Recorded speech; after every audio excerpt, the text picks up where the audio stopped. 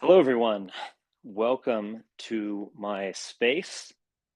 It has been a little while, and I always like to do these and get back in touch with Twitter followers. I do these kinds of talks on a consistent basis, and you can look into those on Substack. But tonight I wanted to talk about a rather contentious subject. I guess it's contentious and it's not contentious on one level, and that is free speech. So everyone claims to love free speech, particularly if they are American, but not necessarily. It seems to be a kind of bedrock value, and it's very hard to find someone who will um, openly discuss the problems with that notion. It's obviously enshrined in the First Amendment of the US Constitution. And since we live in an Americanized world, it has traveled around the world. And most new constitutions that you will see will pick up on the American notion of free speech. Um, that notion of free speech, even in the First Amendment, I think should be looked at more closely. And the reason why I'm doing this, I guess the intention or what kind of spurred me to do it really was some contemporary problems that we have with speech. Speech is everywhere. It inflects or infects, you could say, our lives more perhaps than at any other point in history. And there's a kind of user generated interactive quality to it. You can't get away from someone yammering on a TV, whether you own a TV or not. You walk into any restaurant and there it is. Everyone, particularly if you're in this group, I'm sure is to some degree addicted to social media. That includes myself. Though some have it worse than most. I think we should freely admit to that. So it is everywhere. It is different than it was in previous times, just we're enveloped in it, drowning in it. And it is something that is extremely powerful and that we need to address. A few of the things that motivated me to rethink that value of free speech are some contemporary issues that we have to deal with. Most recently, I learned of a controversy with Kiwi Farms, which I have never visited that website. I have heard of it. My understanding is that it is much like 4chan, a kind of user generated forum that is anonymous. You know, enlighten me if I'm incorrect. And it became a cesspool of doxing, bizarre revenge fantasies, lies, and what is textbook harassment, effectively. You have a right to go out to the center of town or a city sidewalk and hold up a placard that says, say no to war, or, all lives matter, pro life forever, whatever. You absolutely have that right. You don't have the right to harass someone who disagrees with you. You can, of course, have a conversation with them. You don't have the right to endlessly yell at them or at him or follow him home or loudly shout his address where he lives and effectively urge people to go harass him or even kill him. You don't have that right, actually. And the notion that you somehow acquire that right through the internet is really stupid. You don't have a right to sell on the internet. You don't have a right to illegal drugs, that is. You don't have a right to contract a hitman on the internet. The internet is a means form of communication. It is tubes developed and built by the government. You have just as much right to contract with a hitman on the internet as you do on a public sidewalk. But there are many people who don't seem to fundamentally grasp this distinction. I've noted who is perhaps my least favorite political commentator and someone who is more popular than ever, although he has been in the limelight for about a decade or so, and that is Glenn Greenwald. He took it upon himself to defend Kiwi Farms. Now, it is interesting. I actually looked at this last night. I was curious about Glenn Greenwald I mean, look, I'm self-interested. It's personal. I was curious if he ever defended my right to free speech. So I did an advanced search and I looked at some searches. And apparently, Glenn didn't have the time to speak up on some very key occasions. And one of which was a moment about 2 years ago when I and Stefan Molyneux, and I believe Jared Taylor and maybe a couple other people were kicked off YouTube. And, you know, I can only speak for myself, but I can more or less speak for the other people. That was pretty outrageous in the sense that I understand when someone gets kicked off for disobeying the terms of service. I mean, look, on some level, if you don't like the terms of service, you can get lost. It's not your platform. But when people are actually obeying them and really, taking the time to obey them and putting forward whatever you think about me, whatever you think about Molyneux, whatever, putting forward content of a thoughtful nature, that is pretty outrageous. But I didn't notice. I did an advanced search. Glenn Greenwald didn't seem to have the time to speak up on that matter. There's some other cases like that. I don't want to make this some personal matter. It's a matter of principle. But there's this one-liner that's sometimes attributed to Chomsky. He actually did say this on multiple occasions. Sometimes attributed to Gandhi and Voltaire. It's one of these quotes, like first they laugh at you, then they fight you, then you win, or something like that. But the line that I'm thinking of is the question is not whether you defend the free speech rights of speech you agree with. The real question is whether you will defend the rights of people who you vehemently disagree with, maybe even the rights of people who are outrageous, maybe even poisonous or disgusting. That's the test. Will you defend Kiwi Farms? Will you defend Andrew Anglin? Well, I think it's almost more of a test when you defend the rights of people who are rational, to be honest. It's kind of fine, I guess, but not very impressive when you vaguely defend the rights of Kiwi Farms or just people's ability to say whatever the hell they want on the internet. That's in some ways it is a kind of low cost. There are clear implications to the existence of places like 4chan and Kiwi Farms.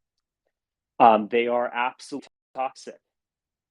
And whether it's 1% of 1% of 1%, of people who will actually look at the rhetoric there and go kill some, Twitch streamer that they're secretly in love with but are madly jealous of or something like that. Or someone like the Buffalo shooter who will just cut and paste all of this, great replacement type stuff, not look at it in a proper context, not look at it in the context of someone who can actually talk about these things rationally, but just kind of cut and paste a bunch of graphs and then decide that the only way forward is to go kill minorities, people of color. It's a it's a football score, and they're down 10 and I'm up 1 or something because I murdered them. In places like 4chan, where it's this toxic brew of just endless, horrible nonsense, total distortions of what many serious people believe, and kind of foreign assets acting in there as well, you can inspire that 1% of 1% of 1% to do something like that. And it's almost a mathematical certainty that something like that will happen. But you can also, in a cost free manner, kind of vaguely defend the rights of these people to put forth just absolute garbage and to engage in what is textbook harassment due to their supposed rights to free speech. I think people like Greenwald, they kind of get in this way of thinking that they see liberals who actually are, at the very least, trying to address this issue. And they basically see them as the fascist, and they see all of these people engaging in this toxic culture as, somehow innocent or even the good guys. And they just moralize on that basis without seriously thinking about the problem. Um, there's some other things that are important here about just our contemporary notion of free speech and just some big problems within that legally, and I think you could say philosophically as well. So you can be forgiven if you believe that since the First Amendment was penned and enacted by the states, that we have just more or less had a right to free speech. Now, that doesn't mean a right to, sell drugs via language writing or something like that. That doesn't mean a right to post, graphic pornography or illegal pornography that is kind of a form of expression, I guess, on some level, but is obviously illegal. But you have a right that is enshrined to speak your mind, and no one can do anything about that. That actually isn't what freedom of speech means, at least in the common law tradition. Freedom of speech is basically a notion, and I'm drawing on Blackwell, that your ability to engage in speech cannot preemptively be taken away. So no one shall destroy your printing press effectively before you've said something. That is your ability to engage in speech. But even as, early as the Adams administration, the government has had no real issue with enacting sedition acts that basically see speech as potentially a threat to public life, and certainly a threat to the government, and something that needs to be addressed at the very least. Now, there was another sedition act that I guess indirectly gave birth to the current conception, legal and moral conception of free speech. And that was the Sedition Act that accompanied the US entry into the First World War. There were a number of suits immediately after that that reached the Supreme Court, in which people, Eugene Debs being an excellent example, he was a famous socialist. He was also against the First World War, and he was being careful about his language, but he was valorizing or promoting people who evaded the draft. And he lost his suit against the government, and he was jailed under the Sedition Act. And one of the famous Supreme Court justices, maybe the most famous, who affirmed those rulings was Oliver Wendell Holmes.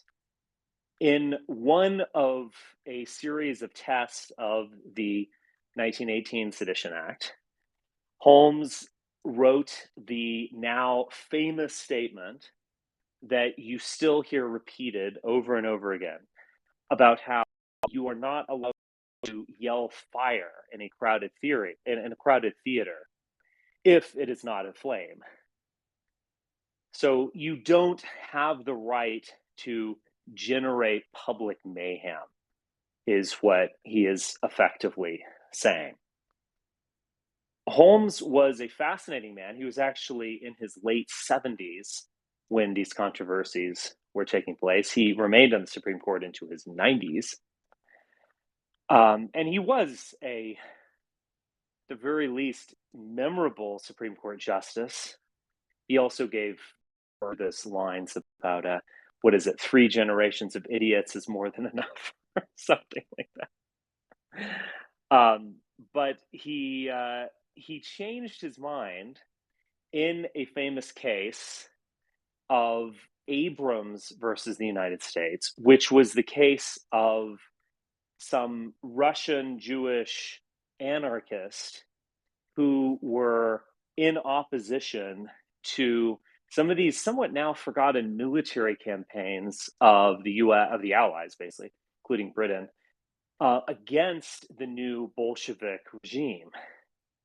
And Abrams was a pamphleteer of some kind. And Oliver Wendell Holmes reversed himself. So, in an affirmation of a decision, of a verdict, rather, Wendell Holmes penned the lines, "You can't yell fire in a crowded theater." In his dissent, he said something very different, and it's actually the dissent which has been the kind of precedent, if you not if you will, not exactly the right word there. It's been the logic of future rulings on free speech. And he effectively said that you would engage in the censoring and suppression of speech when you are 100% certain that you're right. And in that way, the other party's speech is at best useless. He is at best some kind of flat earth fanatic or someone who wants to square the circle. That's what I think the exact language Holmes used. But maybe it might actually be dangerous. We don't need to hear from communist anarchists. or anything like that. That, we can have free speech within limits, but sometimes people just take it too far. But he said the United States is unique, and it actually has a legal conception that is unique from common law. So he was directly addressing the fact that no, actually, the United States is different. And while common law might grant you that right to own a printing press, but not necessarily grant you the right to say something toxic, in the United States it does, because the United States is in effect a free market place of ideas. It's an experiment. And in this sense, he was in some ways, I think, even calling upon Darwin to a degree. Holmes was a very literate man. He was a conservative, no doubt, but a intellectual conservative, to say the least. And he basically said this whole thing we're involved in is a kind of experiment, and we don't know if those anarchists are necessarily wrong. Maybe the Bolsheviks are right. Who knows? I don't think Holmes actually believed that personally, but he did, for better and for worse, make this principled stand. And so that tradition of free speech, you can see reiterate that's coming from a dissent, that is coming from something that was not effective.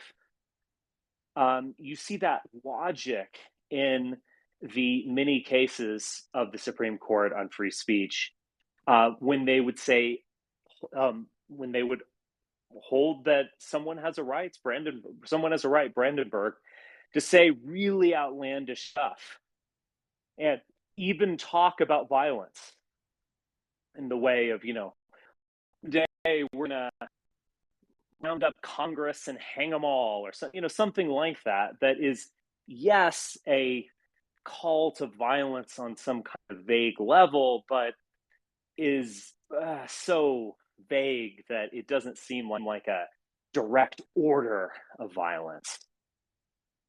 You can see that again in the Supreme Court's upholding the right of the Westboro Baptist Church to protest the funerals of soldiers in the most completely outrageous manner possible, offensive manner. The fact is, they were engaging in some kind of political anti-war state, even if they are holding up a sign that says "God hates fags" or something. It wasn't mere harassment. It was outrageous, but outrage used to make a political point. All of this is justified on that logic that the United States is a mere experiment. So it's an even more profound logic than we disagree on policy. People are comfortable with free speech when we all agree on the basics. In your little town, is there going to be a vigorous debate on whether we should raise sales tax to build a new baseball stadium or whatever? You all agree on the basics. You agree that the town should be prosperous, that baseball is good, that you might raise taxes a little bit here and there, but not too much. We just want what's the best for our community. We're all in agreement on those basic norms. And if in those basic norms, we have some vigorous debate and yell at each other, but afterwards we'll go home because we're ultimately on the same team. This is saying something much more profound, which is that the United States is an experiment.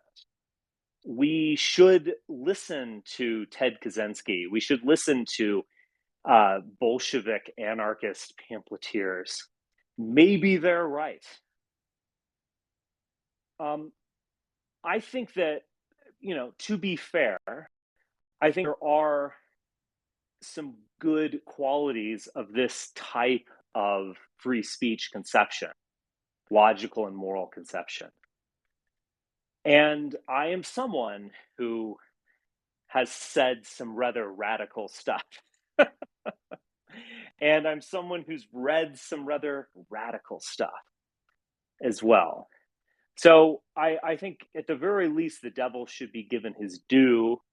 Um, I might be a bit offended if Karl Marx got banned at my local library or bookstore or something. But that is ultimately a matter of taste. And that's ultimately a matter of reading powerful, but maybe not terribly relevant philosophical ideas. What's much more relevant, where the rubber hits the road, as it were, is the right of free speech of people who take part in these forums like Kiwi Farms, like 4chan, like many other places that might host some philosophical discussion here and there, but which are overwhelmingly used as a platform for harassment. I don't think that any of you would be too upset if there were some restaurant like establishment somewhere that was known to everyone as a mob owned hangout and distribution center for drug dealers. Yes, it might actually be a restaurant. You can order drinks and some spaghetti bolognese if you'd like. But it's ultimately a platform for crime. That's why it's there. No one actually created it so that they could serve you spaghetti or give you a martini. They created it as a platform for criminality. Would you really be that terribly upset if the cops shut it down?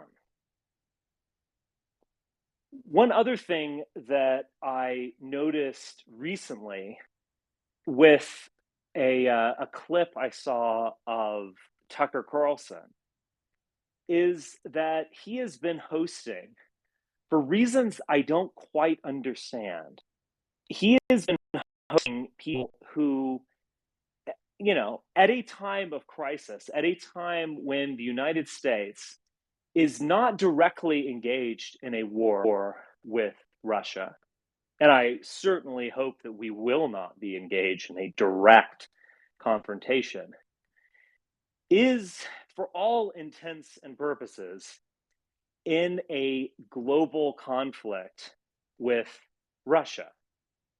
We are funding to the tune of billions of dollars. Our reputation, our know-how is all directed towards a very difficult and important conflagration in Central Eastern Europe, one that could have tremendous consequences. Are we really okay with the notion of Tucker Carlson hosting people who are, if not outright Russian assets, people who are simply promoting Russian talking points and delusions that are either meant to misrepresent reality or, in fact, to generate conflict and unrest and confusion, even like dissociation from reality among the public? All of the airways are, in effect, public airways. if the United States directly regulates the actual airways of broadcast radio and television. Those tubes that bring us the internet or cable, etc., are on some basic level a government project, much as is indoor plumbing. Now, you can promote things like, the German ideology by Karl Marx. And I don't think any reasonable person, certainly including myself, would say, we just ban it all. The internet's a public space, ban that. No, that's a serious work done in good faith by an intellectual, that is Karl Marx, but also one that isn't just, let's be honest, immediately relevant. It's something that's probably pretty easy to tolerate. The people daring to read the German ideology by Karl Marx are probably scholars or intelligent, sensitive, sensible, thoughtful people, who men and women of ideas, not people who are going to be somehow inspired by that work.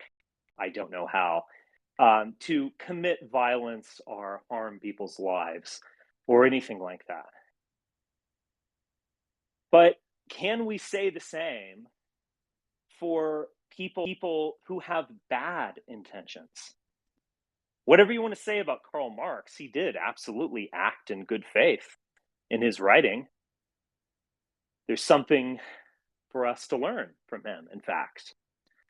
Can you say the same of erstwhile generals who have been paid by the Kremlin to lie and inspire a kind of dissociation from reality among the American public?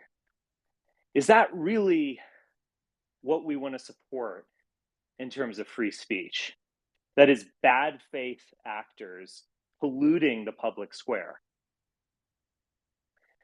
Might another argument be that the ultimate victims of a place like 4chan or Kiwi Farms or many places like that are not only the Twitch streamers who get harassed. They'll probably survive, but the real large number of victims are the people who use that site.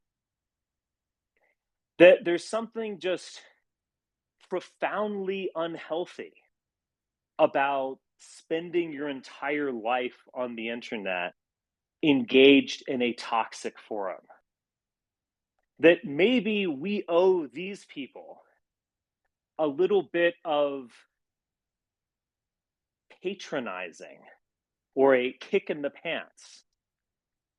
Actually, why don't you leave your basement or apartment and get out there and throw a frisbee around, as opposed to living your life obsessively harassing and arguing about various transsexual Twitch streamers who you have worked yourself up into a frenzy to the point that you want to kill them.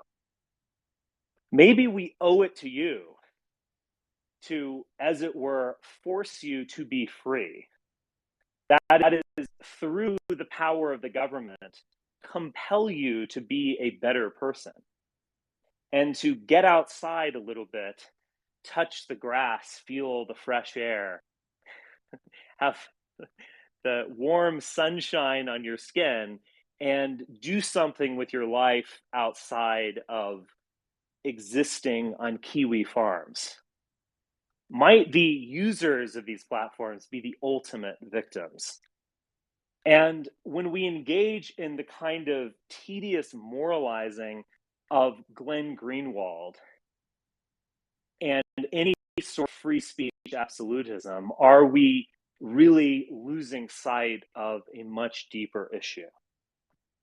So anyway, there you are. For now, that is my argument. I have some other, I think there's a whole other layer to this that would involve the theory of value. I guess there's a reason I brought up Karl Marx, but I will save that for a little bit. But surely I have inspired some kind of response to my outrageous assumption that free speech actually should be censored, and that in fact the legal basis for free speech is flawed in its reasoning. So if anyone would like to talk, please make a request and I will let you in.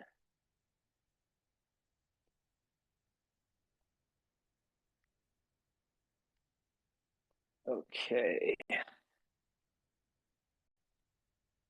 All right. Yazid, you have the floor.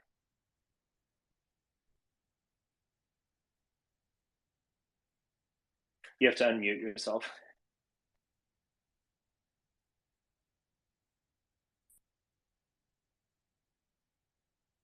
Yazid, you can speak, but you have to unmute yourself. Okay. I will go to White. So you have the floor. Yeah, that clip where Tucker has the colonel on and he's saying that Russia's going to win, blah, blah, blah. I guess what I want to say about that is I'm not sure any Fox News viewers have a clue what's going on. So I don't know, I mean, about the Russian-Ukraine situation. So I don't know if that makes his words more or less dangerous because they're so focused on inflation that it might just go in one ear and out the other. You know what I mean? Absolutely. It's not like this person came on and said, I want to offer a, reasonable critique, or, let's try to see things through Russian eyes or something like that. All of those things are obviously reasonable and, worthwhile discussing. But no, we're dealing with the American public that, what is it? 40% of them believe that chocolate milk comes from brown cows. And like huge percentage of the American public thinks the election was stolen. I mean, that was a total top down initiative started from Trump's Twitter account. They believe all sorts of nonsense. And so, I think maybe there's a kind of like levels to this. I mean, there are places for like reasoned critiques and, alternative views and so on. But that's not really the world we live in. The world we live in now is that you can say these crazy things that will trigger a certain audience and then push them into, just total nonsense land, basically. Putin invaded Ukraine to stop the biolabs because Anthony Fauci was about to create a new pandemic or something. So Putin saved millions. I mean, I've heard that or variations on that. A large percentage of the population, a significant percentage, probably believes that. And again, all of the news from sources that many of which are liberally biased, no question, but sources that are at least acting in good faith to a large degree, and are attempting to talk about reality. And also, I would add, you could also get news of the war from Russian fanboy sources who are saying the same thing, basically, which is that Russians with attitude. Yeah, Russians with attitude, so to speak. Or Kim Iverson. Kim Iverson, yes. I don't know what she's saying these days, but yeah. They're basically saying the same thing in the New York Times. They're basically saying the lines have significantly changed. This offensive in the East is making it's been a huge win for Ukraine. And actually, this brings up all these important questions about, is Russia and Putin willing to actually declare war and not consider this a special military operation? Can he, mobilize his country? I mean, these are really important questions that need to be discussed. But again, you go on Fox News and there's some 75-year-old, stuff, or there's some whacked out, social media addict watching this, and they're like, oh yeah, fake news. Russia's winning. Like they're about to just take over Kiev tomorrow. That's just wrong. Yeah, And well, to well, promote that and only that is acting in absolute bad faith and polluting the public sphere. yeah, they keep going on. I mean, Tucker and that, kind of whiny voice of his, he just keeps going on and on. They've spent $6 billion to help Ukraine. It's like, well, yeah, no shit, they got invaded. Yeah. I mean, like from our elite's point of view, democracy is being threatened. The whole thing, what it's all about, liberal democracy. So they can't just stand there and do nothing. At the same time, they really can't send Americans over there because, we got to watch Game of Thrones. Yeah. No, So, I mean, and I don't think the elite.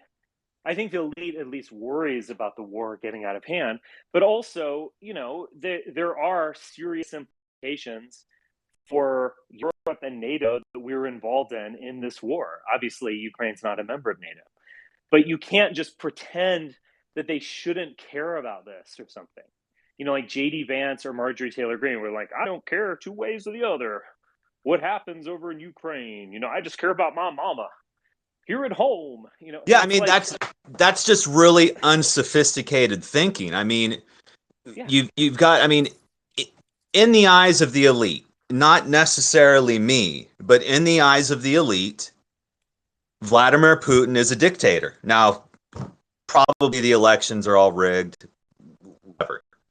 In the elite's point of view, he's a dictator, and you got a dictator going in to a liberal democratic country. I guess you could say a liberal capitalist democracy. And you can't do that. That's like the cardinal sin for our elite. You can't just invade a liberal capitalist democracy and take it over. I mean, like, what are they supposed to do? Right. And if Russia won, I don't think they're going to win, but let's say they had gone in there and won in like a week or whatever, just, hypothetical. Would they stop at Ukraine, or would they kind of start, pushing into other countries? I mean, so at that point, it could get really out of hand. And I'm sure at that point, and that's a big what if. I mean, it's not going to happen. It's got like a 1% Sure. chance of happening. But if they did conquer Ukraine and keep pushing into the other countries, the conservatives would get back on Fox News and go, oh, Biden's weak. He should have sent more money to Ukraine. So they're just, they're just full of shit, really. It's just the opposite of what the Democrats want. Yeah, exactly. They're operating in bad faith, basically. Yeah, like this never would have happened under Trump, or, or if Trump were in there, or if some other Republican were in there, let's say, talking big about Russia, they would start talking about how the Democrats, are peaceniks or whatever. Yeah, it's just totally unserious discourse. And if can I say one thing about just freedom of speech in general? Yeah. I've kind of become obsessed with Carl Schmitt the past year. Like every day, I find all these lectures all over YouTube, and I listen to them, and some of them are actually quite good.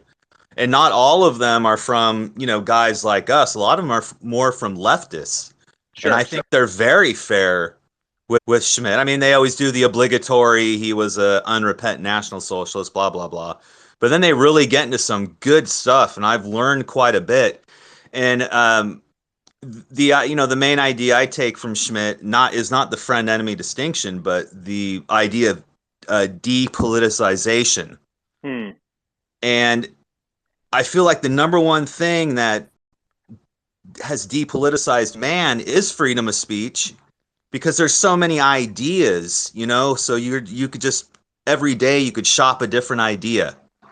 And so that kind of increases individualism. Does that make any sense to you? Does Yeah, I that mean, that kind of make sense? it makes sense. I mean, one defense of free speech that I've heard, and actually, while I was at the gym, I just hopped on, was casually listening to another space by Bardamu.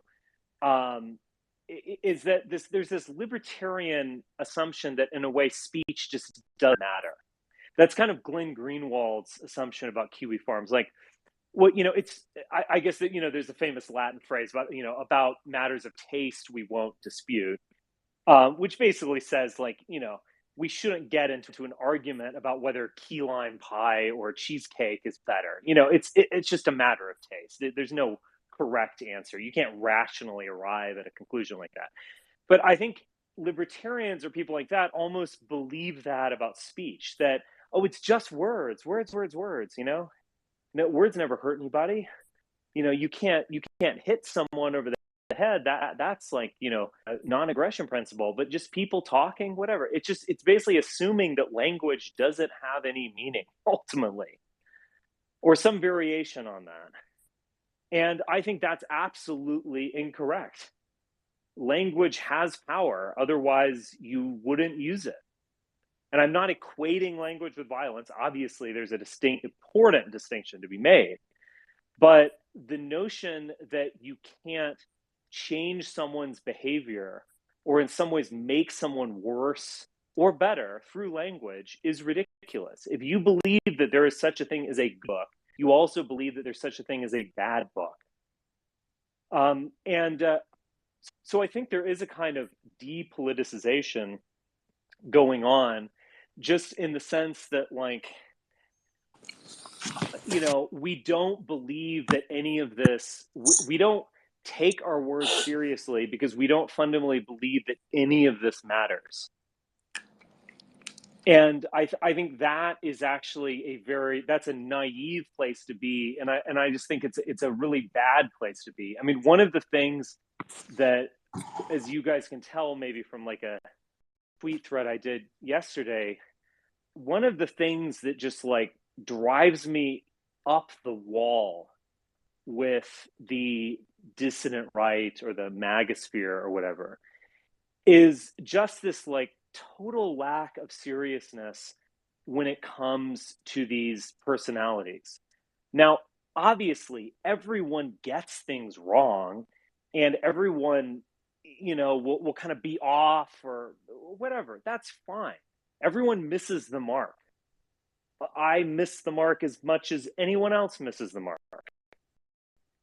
But to almost consciously try to miss the mark in order to give good vibes to your fans, to It's go and, ignorance, pure yeah, ignorance. well, it's worse than ignorance. Like, I mean, I use the example, and granted, it's comical, of Tim Pool, but like, whether that is simply a fact that he's stupid or he's catering to his audience or whatever, but the fact that you will just say stuff that is just demonstrably, manifestly idiotic, but gives your fans good vibes. There's just, I despise that with my bone marrow. I despise those people. And, I don't know. At some point, like, this notion that you have some right to just pollute the public space with your just idiotic grift is, it's just extremely discriminatory. And And yeah, go ahead if it's Yeah, a someone else wonder wants how I, to these speak. people get platforms. It's honestly astonishing how they get a huge platform and stuff like that. It's crazy. Some of these guys have Well, like 1 million, 2 million followers Oh that they yeah, Tim influence on a Pool daily. Tim Pool has millions You're- of followers. The reason is that they are not operating on a basis of truth or reality. They're operating on a kind of advertising basis of A/B testing and pleasing their audience. Now, look, everyone pleases their audience to some degree. Obviously, I'm not unreasonable about this. You don't want to just go around, poking fun at the people listening to you. I get it. But there's something worse when you are presenting yourself as offering a perspective on the world or as reporting news or discussing the news. And again, through just total total stupidity, which might be the case with Tim Pool, or through malice, you are just misinforming them and kind of worse, disconnecting your audience from reality. I mean, there is something just so profoundly despicable about this that, needless to say, if Tim Pool ever faces any deplatforming issue, I would be the last person to speak up for that person, for that guy. Well, Richard, I mean, you have to have a basis of like, we have concepts, language, and there's reality, and we're trying to like find a match here. Not that everyone's going to be right, of course, but like you're trying to do that. If you aren't trying to do that, then just this notion of like, I need to, vehemently defend your right to lie and grift and just be a moron is just, I'll call you on that one. Let me think about it. Like, so my question is like, yeah, but a lot of these I think dissident right, and when I say dissident right, I mean, everything from Tim Pool to NJP. I'm kind of like broadly using. Sure. Man, I've been reading some stuff lately about some of these organizations, and there's some evidence they're getting money from Russia. So God knows what they actually believe in. You know what I mean? It's like they'll just say anything. Yeah, as long for as the they money. get their money in it. Yeah. Exactly. And I have a that's question. another issue. If anyone thinks that kind of thing is not happening, not that, I mean, obviously any accusation should be examined in detail. But if any of you think that kind of stuff isn't happening, you need to wake up, because it is happening, and it happens on a very large scale, and it happens through kind of nudges and subtle kind of points. It is a very real thing. well, it's gotten to a ridiculous level because it's like free speech. Somewhere along the line, it has turned into free anonymous speech. Like, Yes. you're getting money from Russia, and you don't have to disclose it. That's the problem I've seen. Where that's kind of I'll jump in if nobody else wants to speak. I mean, what I was reading was I want to make a Okay, I go ahead. want to ask a question. What do you think about Richard Hanania and Michael Trace's silence for the last 2 days? Oh, not surprising at all. I know a lot about Richard Hanania. I have known him for a long time. I'm always this pro-Russia. So it does. Now you could say the same thing about me. Say I flip. So obviously I give people the ability to evolve, but I also like see these recurring talking points places, and it does make me rather suspicious. But Yeah, in terms of like, look, this is the other like big factor, which is that there's been an explosion in the alternative media. First off, just due to the web. I think much more so due to just social media and things that are like social media, like YouTube, where you have followings and you're building an audience or something. Obviously, that can be great, but we are like past a point of no return, where if Russia gave millions to the New York Times or something, that would be a scandal. I mean, people are still talking about Walter Duranty, and I don't even know if Walter Duranty took money from the Soviet Union. I think he was one of these typical, head in the sky communist, basically. But that's a scandal to this day. And needless to say, if the Kremlin were funding, the San Francisco Chronicle, that would be just a sky high scandal that people would never stop talking about. But you don't have to do that. You can give nudges to alternative people, and it kind of like the constellation of those different personalities, it kind of adds up to the same thing as working the Washington Post or something.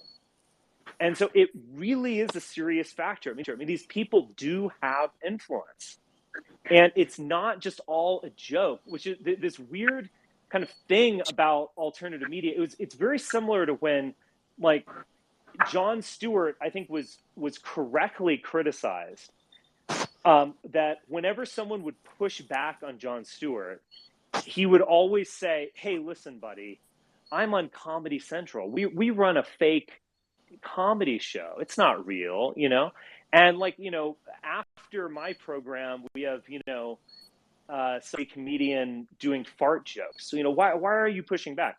But then when he wanted to say something, and very often, say things that I agree with, the Iraq War is bad or whatever. When he wanted to say something, he could be taken seriously. But whenever he was received criticism, it's like, "Oh, I'm just a comedian, man." And you see the same thing with alternative media, where it's like, "Why are you attacking me? I'm just a live streamer, bro." Or I'm just doing my thing. Why? It's like no one's listening anyway. Come on, it's just like my personal account, whatever. And it's This is no. just a conversation between two people, not putting up my views, or I'm not imposing a specific worldview or policy initiative here. It's just a conversation, They become ultimate victims then. That's when they act like victims. Yes. Why are you telling me, man? Why are you telling me? What do you mean? You're speaking stupidity. Obviously, people are going to call you out on it. You get what I'm saying? It's I've got a question. I've got a question for Spencer. Yeah. So I look at people like Alex Jones or Milo or any of these guys who have been censored heavily, or Nick Fuentes, or any of these guys who have been heavily censored throughout the years. And I see that you still have your Twitter account, and I see. I guess my question would be, how is it that you've avoided the ban hammer? Aren't you? It's very unusual to me that someone who says controversial things is able to avoid the ban hammer while simultaneously not being, dare I say it, a Fed. Balanced. Oh yeah, that's a great comment. Yeah, the idea that I've avoided deplatforming is rather ridiculous. I experienced it very intensely in 2017 and afterward. And yes, I have held on to my Twitter account. Other people haven't. I also pretty rigorously follow the TOS of Twitter. But the idea that I haven't faced deplatforming is rather absurd. And additionally, the idea that there was no reason for Milo to be banned. Again, this kind of gets back to this notion that I was talking about previously, where you absolutely have the right to go hold up a placard on the sidewalk of your town that says, "Say no to war" or something. You don't have the right to follow someone home and yell at him. And whatever you think about Milo's victims, he was absolutely engaging in textbook harassment of them. And again, it's I don't know how old you are, but it's like with young people only on the internet, you have this bizarre notion of speech or whatever, where you can just do anything. And that has never been the case in human history. I don't know the reason I don't can't remember offhand the exact reason why Nick Fuentes was kicked off Twitter. As I've been saying for a while, I think Nick Fuentes is going to have very serious legal problems due to the fact that he was involved in some kind of raid on the Capitol and an attempt to prevent the functioning of government. And you can't just pull out a free speech card every time you guys do things that are just obviously against the law. Now, I also think that Twitter bans people who don't deserve to be banned. I mean, we're in a difficult situation where the whole free speech thing needs to be cracked on some level. And I can actually talk about that in regulation. But just this let's defend Kiwi Farms, let's defend Milo, let's defend Nick Fuentes. I mean, there are real reasons why these people were deplatformed. I just want to add with the free speech thing, a lot of it's like absolutist defenders. They like to call upon like a great heritage, but this idea that every single idea has utility enough to be argued on the on the platform of ideas is very new. It's very contemporary. You know what I mean? And yeah. To that end, I think that there are just some things that have no utility, and should not be given a platform. Like, I don't think that. I think that makes me an extremist in the eyes of some people. But I think it's just not the case. It's not an extreme position. It shouldn't be seen as one. No, that's facts. That's facts. Yeah, like QAnon has no value. There's no reason that QAnon needs a platform. It doesn't add anything to society. Well, to speak on Fuentes for a second, I think he was banned, if I remember correctly, for something that was deemed anti-Semitic, if I'm remembering correctly. I don't think that was major. It might have been, but I think the bigger issue was he was, much like Ali Alexander, his collaborator, he was a blue-checked, authenticated user who was heavily involved with January 6th.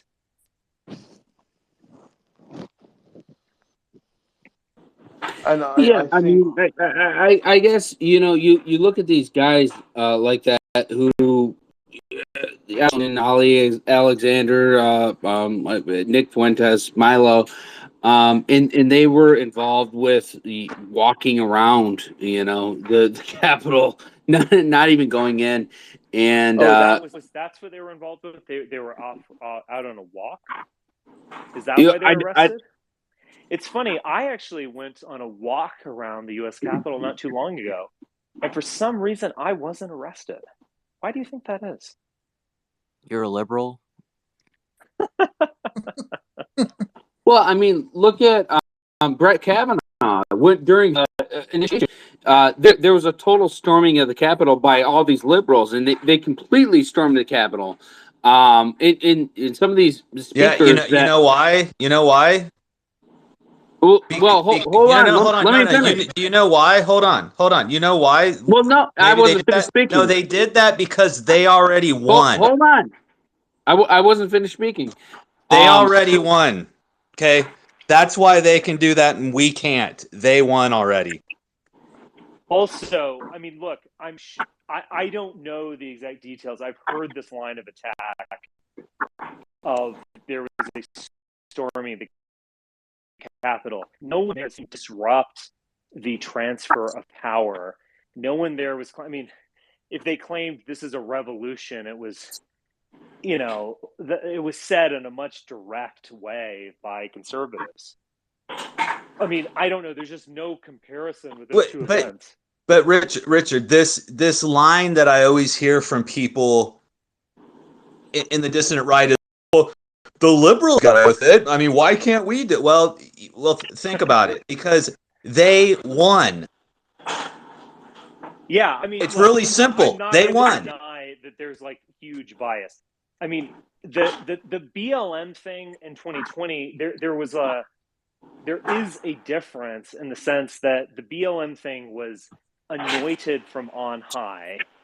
The BLM thing was mostly peaceful in the sense that you had all of these, goofy liberals waving their hands and, kneeling and all this kind of stuff.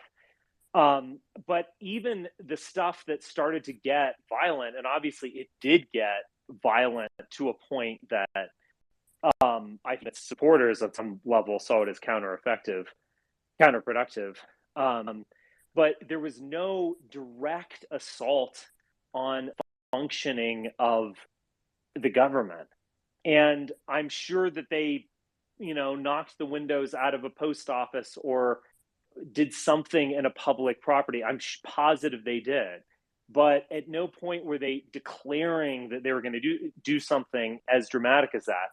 The one instance that was basically treated as benign hippiedom was the rapper in Seattle who kind of created an anarchic village for a week or something, and it was basically treated as, oh, this is the summer of '68 all over again. It was treated as not really capable of doing anything. January 6th was absolutely buffoonish, but at the same time, it wasn't just a bunch of guys getting drunk in the Washington Mall. I mean, if you go and get drunk and raise hay in the Washington Mall, you'll probably be arrested as well. You're not going to spend months or years in jail. It's that it was a concerted effort from the town to prevent the transfer of power. And even if it was buffoonish, this notion that it just like materialized, it was just like random Americans just happened upon the mall and decided to speak their mind. I mean, that's just such a fantastical notion of what it actually was. It was buffoonish as hell, but it was real. It was buffoonish because of the guys that were there. Had they been Navy SEALs, it would have been a whole different situation. If they were no, I agree. If they were even a little competent, yeah, it's true. Have gotten to a few, like more than a few congressmen, if they were even a little competent. Yeah, and but they weren't. I mean, it was a bunch of jackoffs.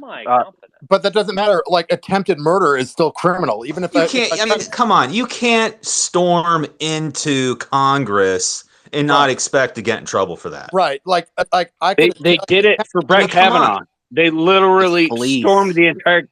How many police barricades? They did not storm it in an aggressive manner with zip ties, like those from January 6th did. It was a bunch of just shit lib vegans that were crying about Kavanaugh because whatever he was accused of doing. You can't equate 120-pound shit lib vegan to like a dude decked out with zip ties. They also didn't break through any police lines. They didn't like bust through police barricades during. I didn't mean to be mean to vegans. You vegans are okay, I guess. Whatever. I just want to add something. I just wanted to add something as well because there's a particular bit of footage where, and I'm British, so I don't know the layout of the building or anything like. But they're going up. There's a crowd, and they're going up some staircase, and it's a black police officer. And he's constantly retreating up and up the staircase, and he's telling them to get back and stay down. And they repeatedly go through the same process. Up a flight of stairs, he tells them, he goes back up a flight of stairs, they follow him over and over and over again. From what I've seen is like the police are actually quite tame, or they were quite, reserved in their response. So this idea that, I think there's this idea among Magarites that it's like, they will immediately crack down. So I don't think that's not what I saw. Just with your own eyes. Well, it was ambiguous because particularly at the beginning, at the first breach, you had some of these scenes like that police officer who was almost getting crushed by the door, and you have these scenes that maybe they are a bit overblown in retrospect, but like that woman who testified saying it was like a war zone or something. I mean, a bit overblown, granted, but I don't doubt that like clearly people could have died in that scenario, and there was a lot of like really serious pushing and shoving, smashing of windows and so on. Now you Sure, also I'm just have coming at it from the. scenes I'm of coming like, at it from the. Sorry, I'm well, coming hold at it on, from yeah, the you claim that. also have scenes of like, particularly later on, of the police just effectively letting people in. So Yeah. and I think that was kind of like a tactic at some point, and also a lot of people just, they just seem less aggressive and dangerous. Like if you see 20 Proud Boys, like middle-aged men who lift weights and have beards or whatever, you're going to be a lot more than like some goofy kid or some old woman or something.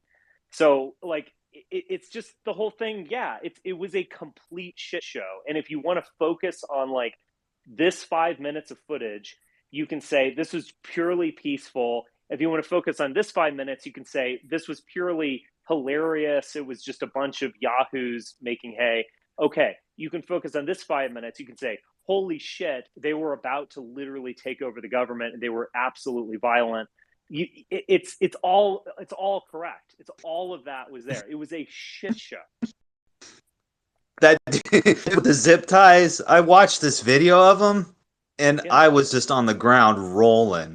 Like that dude was so into it, and he had like 100 zip ties. I was like, I thought like maybe it was just like a couple of zip ties. He had like a big roll of them on his side. And I mean, he's like looking around, like he has this intense look in his eyes. Yeah. And he's like looking around, and I'm like, holy cow, this dude is Rambo or something. Like, it was funny, man.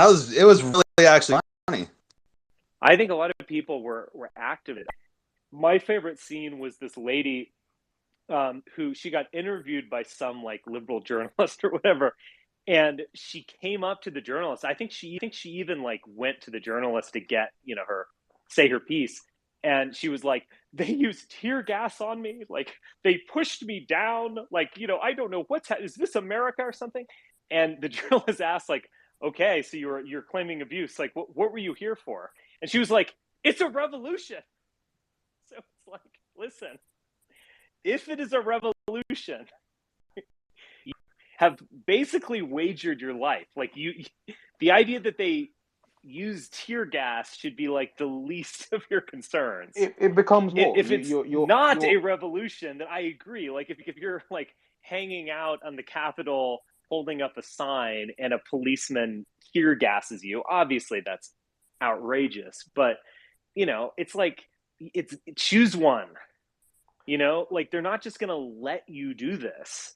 And according to you, they're all like satanic fascists or something. So like, what surprises you about the fact that they used tear gas that is non-lethal temporary weapons that are annoying but not dangerous? So from a number of comments, I would deduce that you maybe are not a Fed. I thought that probably if you are a Fed, you would have most likely just banned me and shut me up real quick and taken away speaking privileges, right?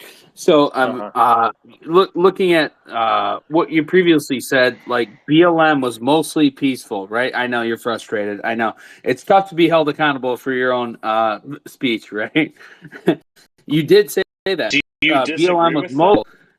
Yeah, I do agree. I do disagree with that. I think that it was a huge disturbance, maybe the largest civil disturbance that's ever occurred in the United States. And you think that it was mostly peaceful? Yes, mostly means at least the majority of all of it was peaceful. I mean, you said it was a disturbance. I mean, I guess I could more or less agree with that language. But yeah, the vast majority. It could both be a disturbance and mostly peaceful. Like, could you shut up and let Richard talk? I mean, could you please? I'm in control of the space. I'm the moderator. Yeah, I mean, a bunch of retards are just chiming in. Okay. Yeah, I mean, mostly means that the majority, and I would say the vast majority of it, was peaceful stuff. I mean, it was absolutely a protest, and they disrupted traffic. Like, of course, it got very violent, and I think actually just got totally out of control.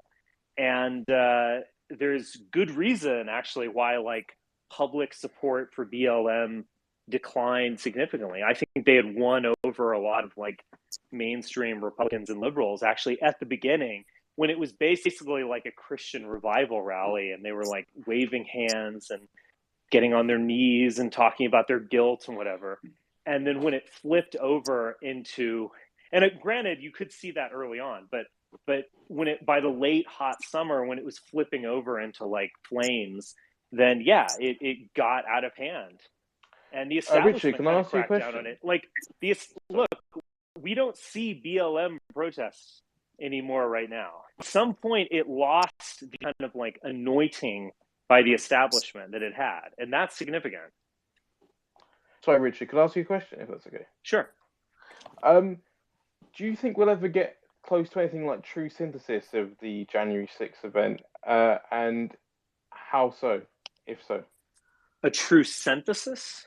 Like understanding of it, you know, because like you said, yeah.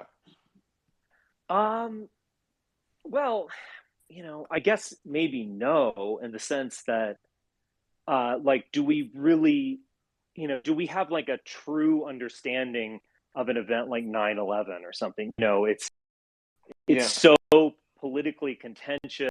There's so many like variables that it will always be kind of like a, you know, a hotbed of conspiracy theory, but also kind of a hotbed of like ambiguity and sinister stuff as well. I mean, I think that's probably true, and it's been politicized to such a degree that like people are terrified of looking at it straight.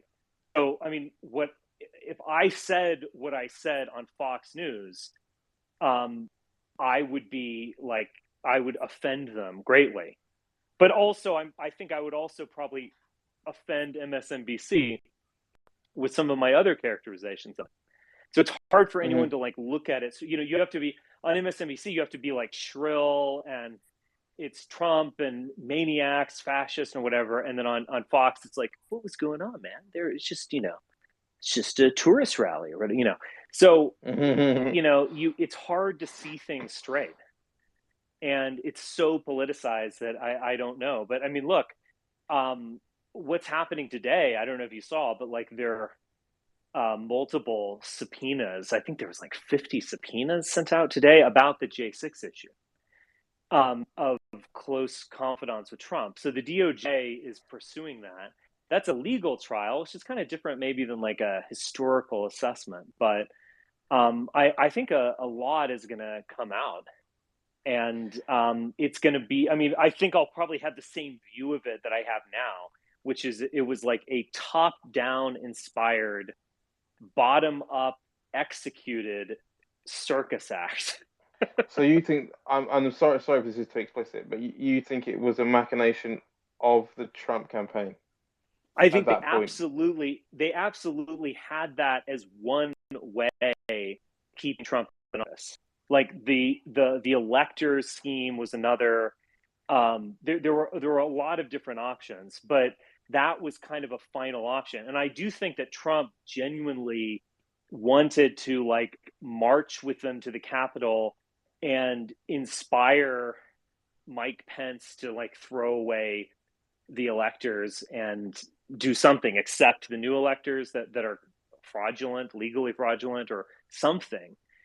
And so I do think that they're trying to do that. It did. I mean, that's why I said it was like a top-down inspired, but bottom-up executed coup attempt. And so, like, it's just never going to work. I mean, if you're going to do a coup, if you're going to fuck with the system to that degree, you need to have the military involved. They have to be totally on board. I mean, you cannot rely on the fucking Proud Boys. I mean, not that they can't do damage or something, but like, it's just bizarre that they thought that this thing was going to work in some way. That's so true. And I agree with you there.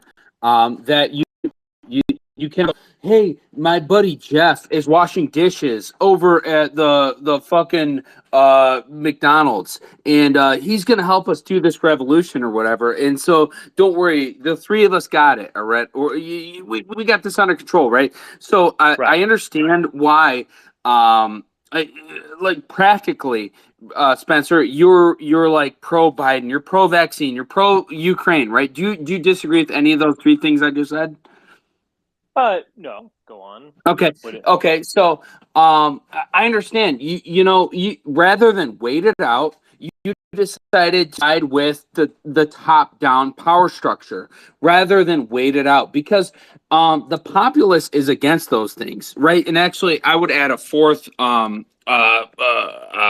would add like a fourth principle to what it was I just said, which is like the tranny gay thing, which is most people are against all that, right? So there's the Biden, the vaccine, the Ukraine. I'm not into that stuff. I mean, Okay. So all right. Well, okay, we'll disregard that then. So you're with the Biden, the vaccine, the Ukraine thing, and then the tranny gay thing. The maybe you're new. vaccine was a Trump initiative. The last time I checked, initially. But really, he was never actually pro mandate. So let me finish real quick. So I think probably where you're the biggest issue, because I used to follow you, man.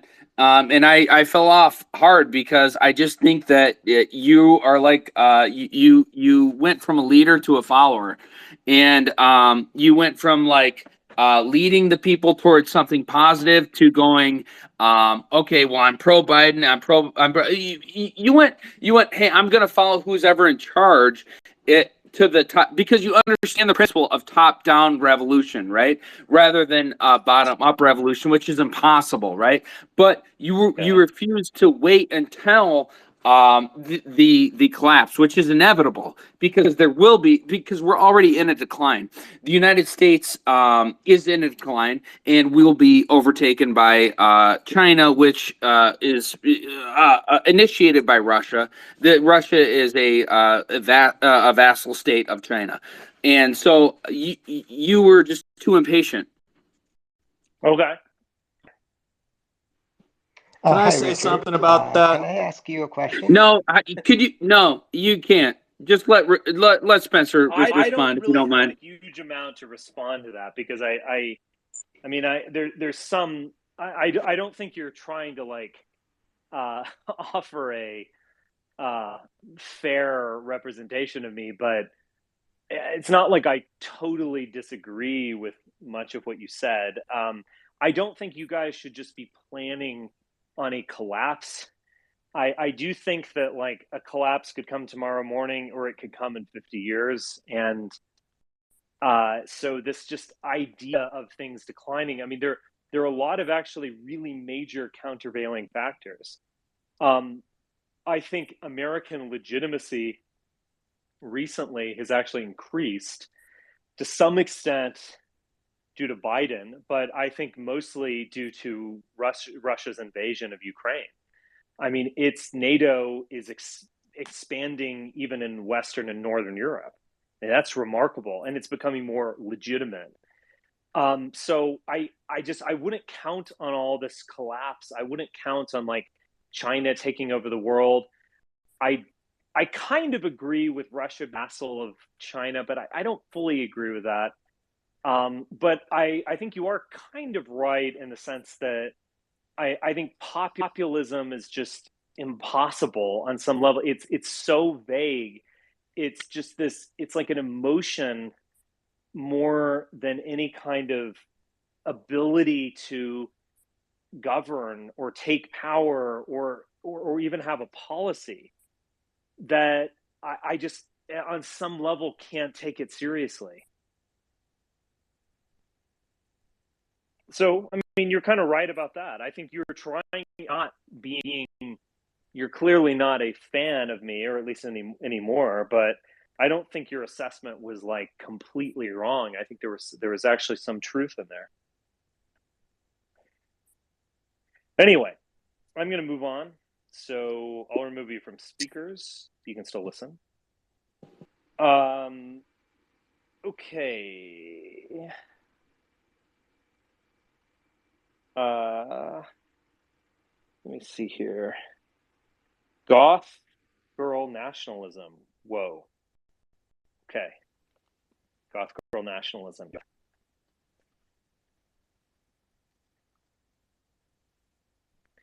Goth girl, don't let me down.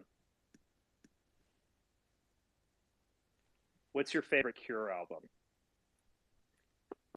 I'm more of a Smiths fan myself. You're more of a Smiths fan? Okay, cool. Do you have something to say? You're not a girl, I don't think, listening to your voice. No. Okay. All right, man.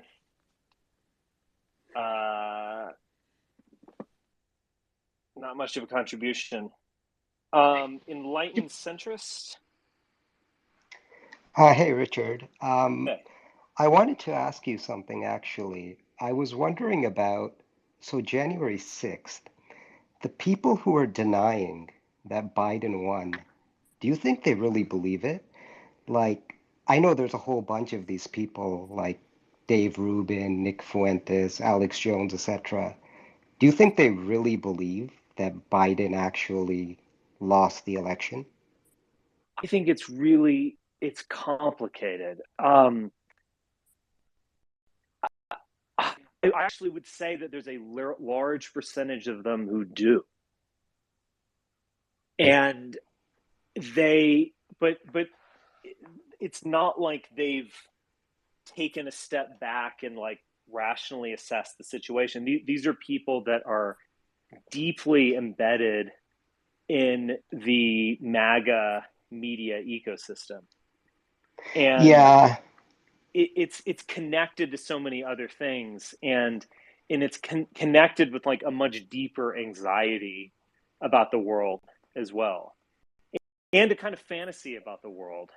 Well, I mean, you saw there's this interesting report on January 6th, people who have been arrested by Robert Poppy from UFC, but he said that a lot of them weren't even necessarily red staters. They were red people, or red voters, I should say, in blue states.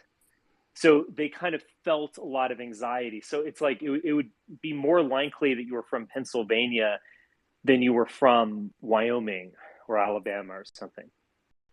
And yeah, so I think there's a tremendous amount of anxiety that underlies all this. There is a just envelopment in a right-wing ecosystem where you just don't hear anything else. And there's this like neo-paranoia about everything said by the mainstream media is fake and a lie or something. And so who can you believe? And there's also a bit of that Pauline Kael effect going on, where it's like, Pauline Kael famously said, like, how did Nixon win? Like, everyone I know voted for a Democrat or something, it's kind of a fun statement. It might be apocryphal, I don't know, but it's still nevertheless very funny. But I think very telling. Like, if you're enveloped in that world, all of your neighbors and everyone was like red hot, in favor of Trump. And so it's like, how is it possible that he didn't win? I mean, we have a difficult time like assessing the big picture. I think this traces back to the idea of the silent majority. I don't know what your personal thoughts on that are, but I'll tell you mine. I just think it's basically a myth, and it has been for not the longest time, but for a while.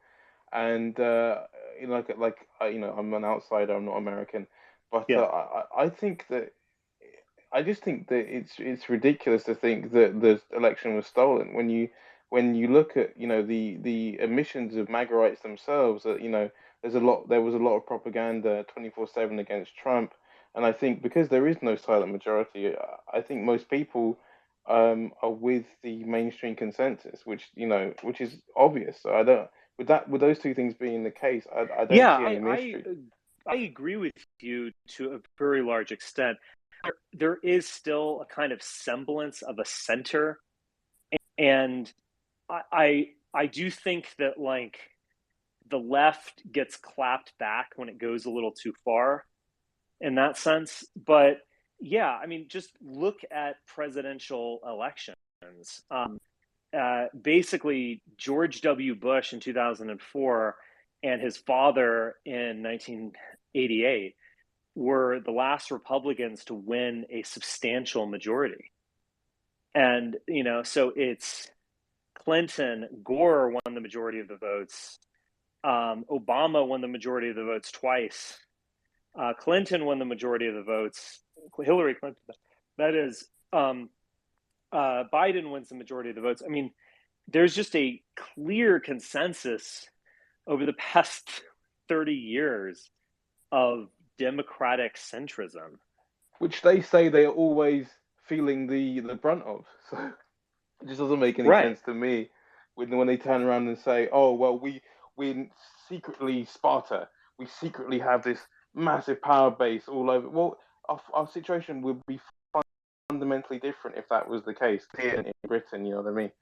I don't know. Right. It just makes no sense. It is kind of funny. Like there's a kind of inconsistent, like paranoia. Like, Tucker Carlson would be like, "You can't even recognize America at this point.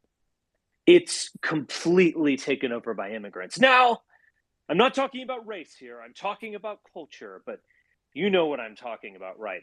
And then, like 2 minutes later, he'll be like, "The American public hates Joe Biden." It's like, which one is it? Like all Americans agree with you or no Americans with you? Like, which one? And so I think they do suffer from that kind of schizophrenia. Yeah, where they can underestimate and overestimate themselves, like, at the same time.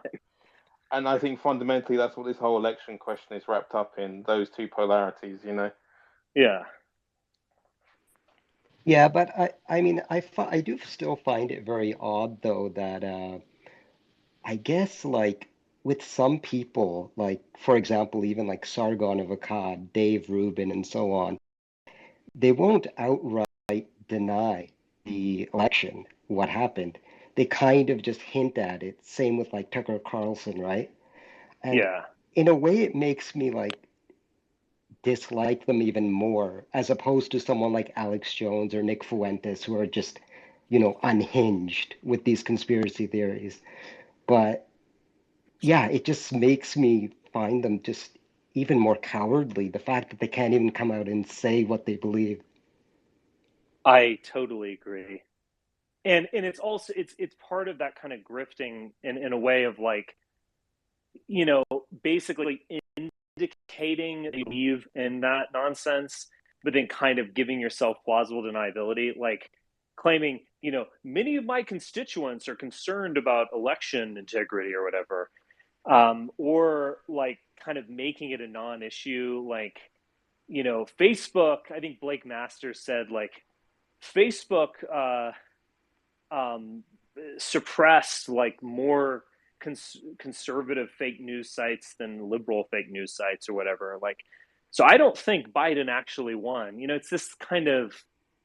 I agree. It's almost like worse. I would rather have an adulterated, the Satanist did it, Alex Jones mentality. Yeah.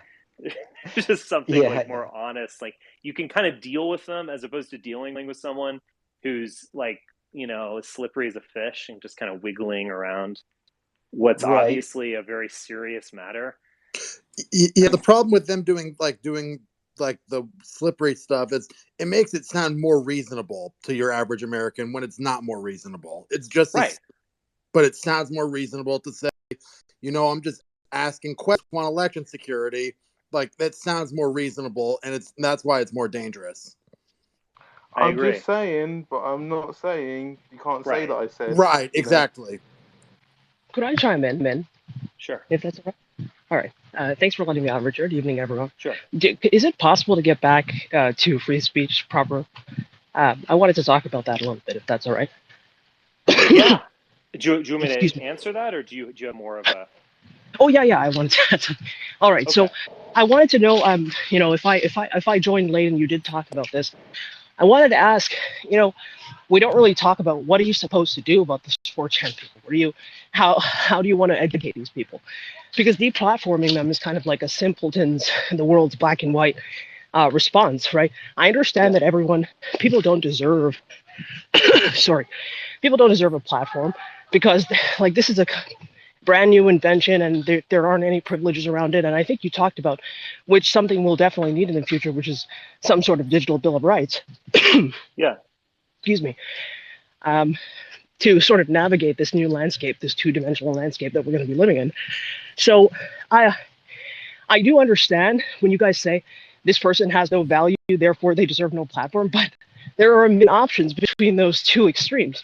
Namely, let's just say, if we could put some sort of feature into Twitter where you would have, let's say, Destiny or people, a significant number from both audiences checking these people, and we would get closer and closer to some sort of a real consensus and sort of refining the public conversation. And you would give, for instance, Alex Jones, Nick Fuentes, all these guys as audience members reason to, maybe become disillusioned, maybe doubt. They're all, fearless entertainer. When someone they agree with. Oh, sorry, is that from me? I think so, but I'm not sure. Okay.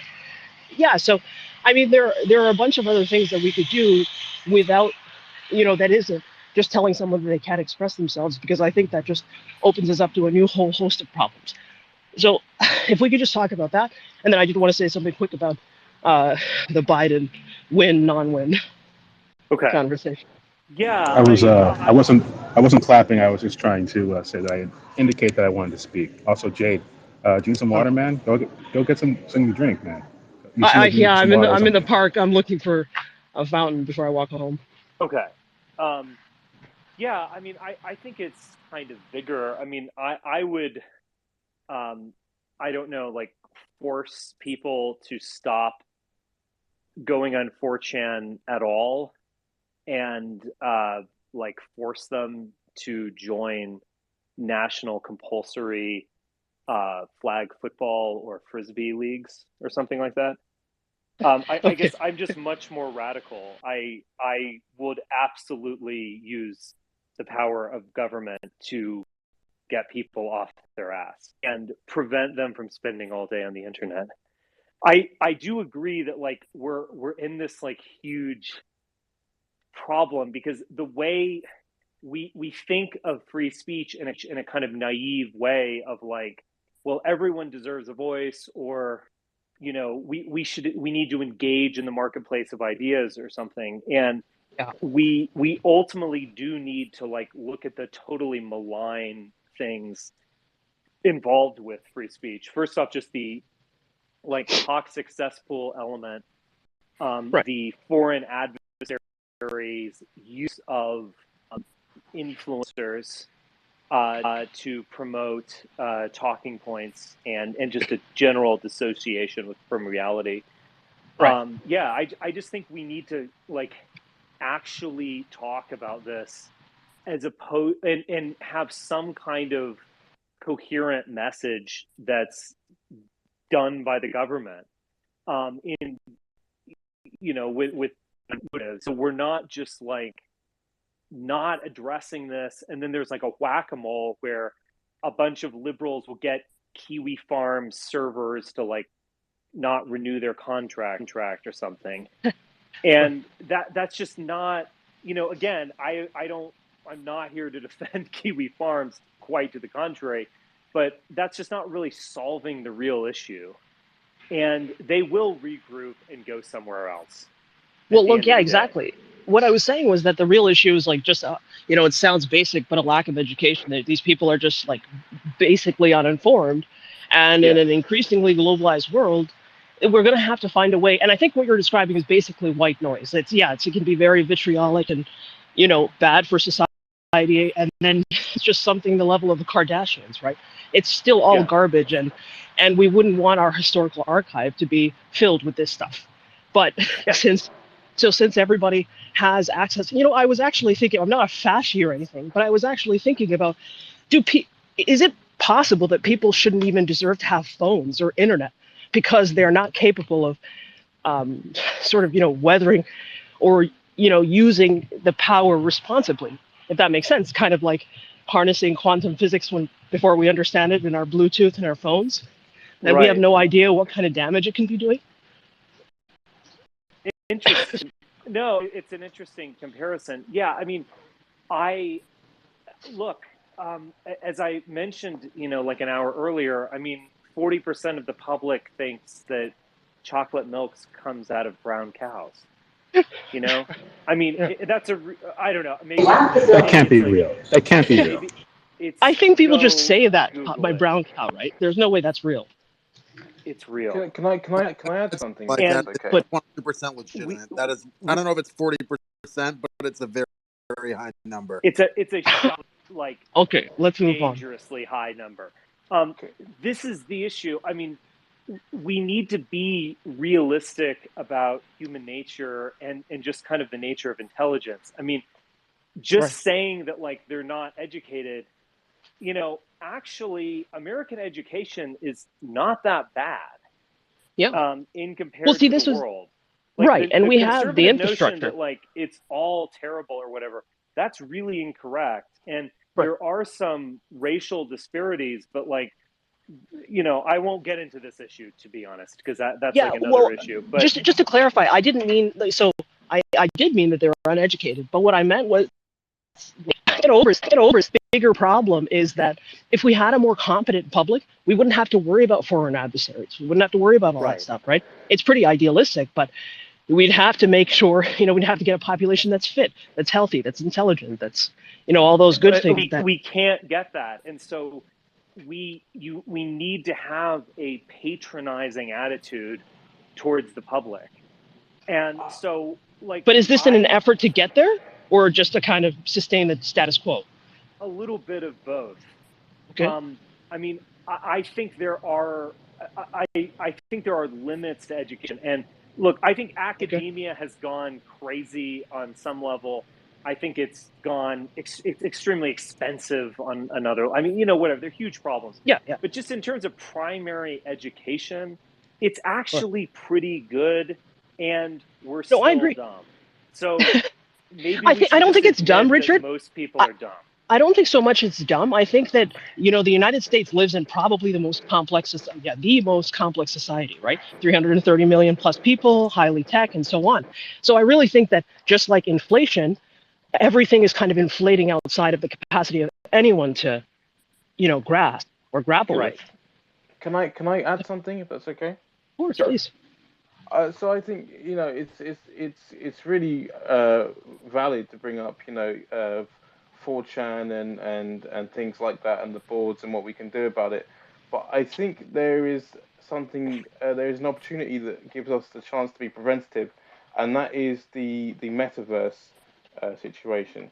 I think that now's the time where we really need to start formulating what is our response to that, or how are we going to that, because I think there's a serious risk there, and like I say, there's something we can do about it now before it really comes into place. Perhaps it's too late, I'm not too sure, but I think there's a real risk there, because I think you could see like the 20 or 30% of males that don't reproduce, right, that people talk about, you could see them basically going into that world and festering until the point of at least spiritual death.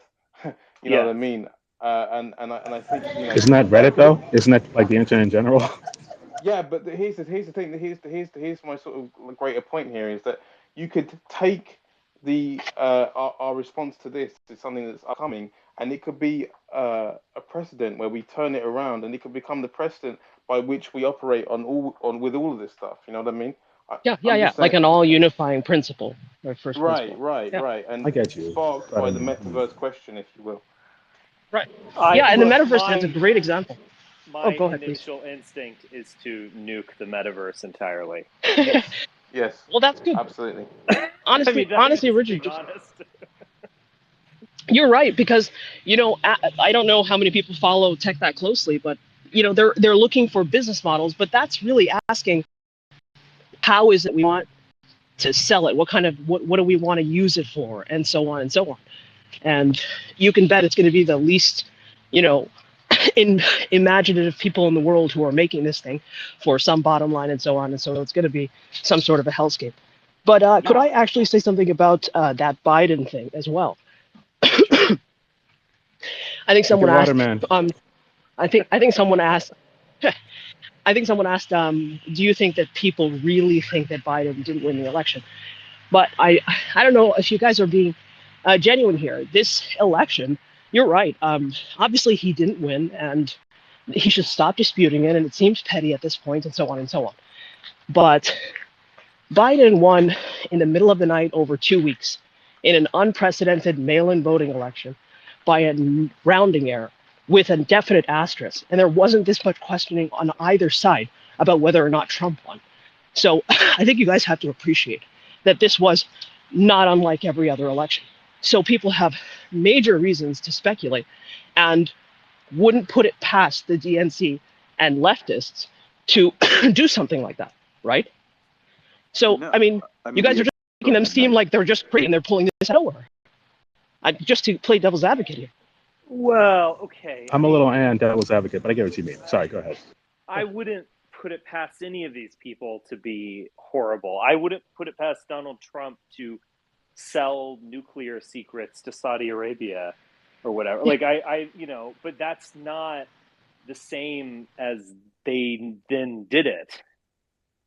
I mean, the other thing, just that like structural historical notion of the presidency being a center-left institution is just overwhelming. Like you've got to pray that the otherwise. You're right. Yeah, that yeah, like it's usually Trump somehow miraculously became president, because ever since I was 9 years old, Democrats have, with two exceptions, easily or not always easily, but significantly won the popular vote. You're right, because we're always moving, towards progress and not tradition, I guess. Yeah. JetBlue customer flights 985. Apologies, there's going to be like some overhead that's going to make, like I said, drowned out. I'm in the airport. Okay, let me mute you there, Clint. Okay. That was kind of funny. All right, anyone else want to jump in here? Oh, Capybara. I remember Capybara. Sorry about that. The overhead is gone. I just wanted to jump in. I'm sorry. Okay, but, go. You've got the floor there, yes. Thank you.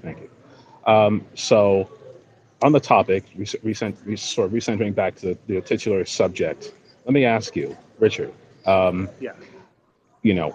There's opportunity cost to free speech, right? And to both of us having this conversation. And shout out to you on some level for being, having more cojones to let me up.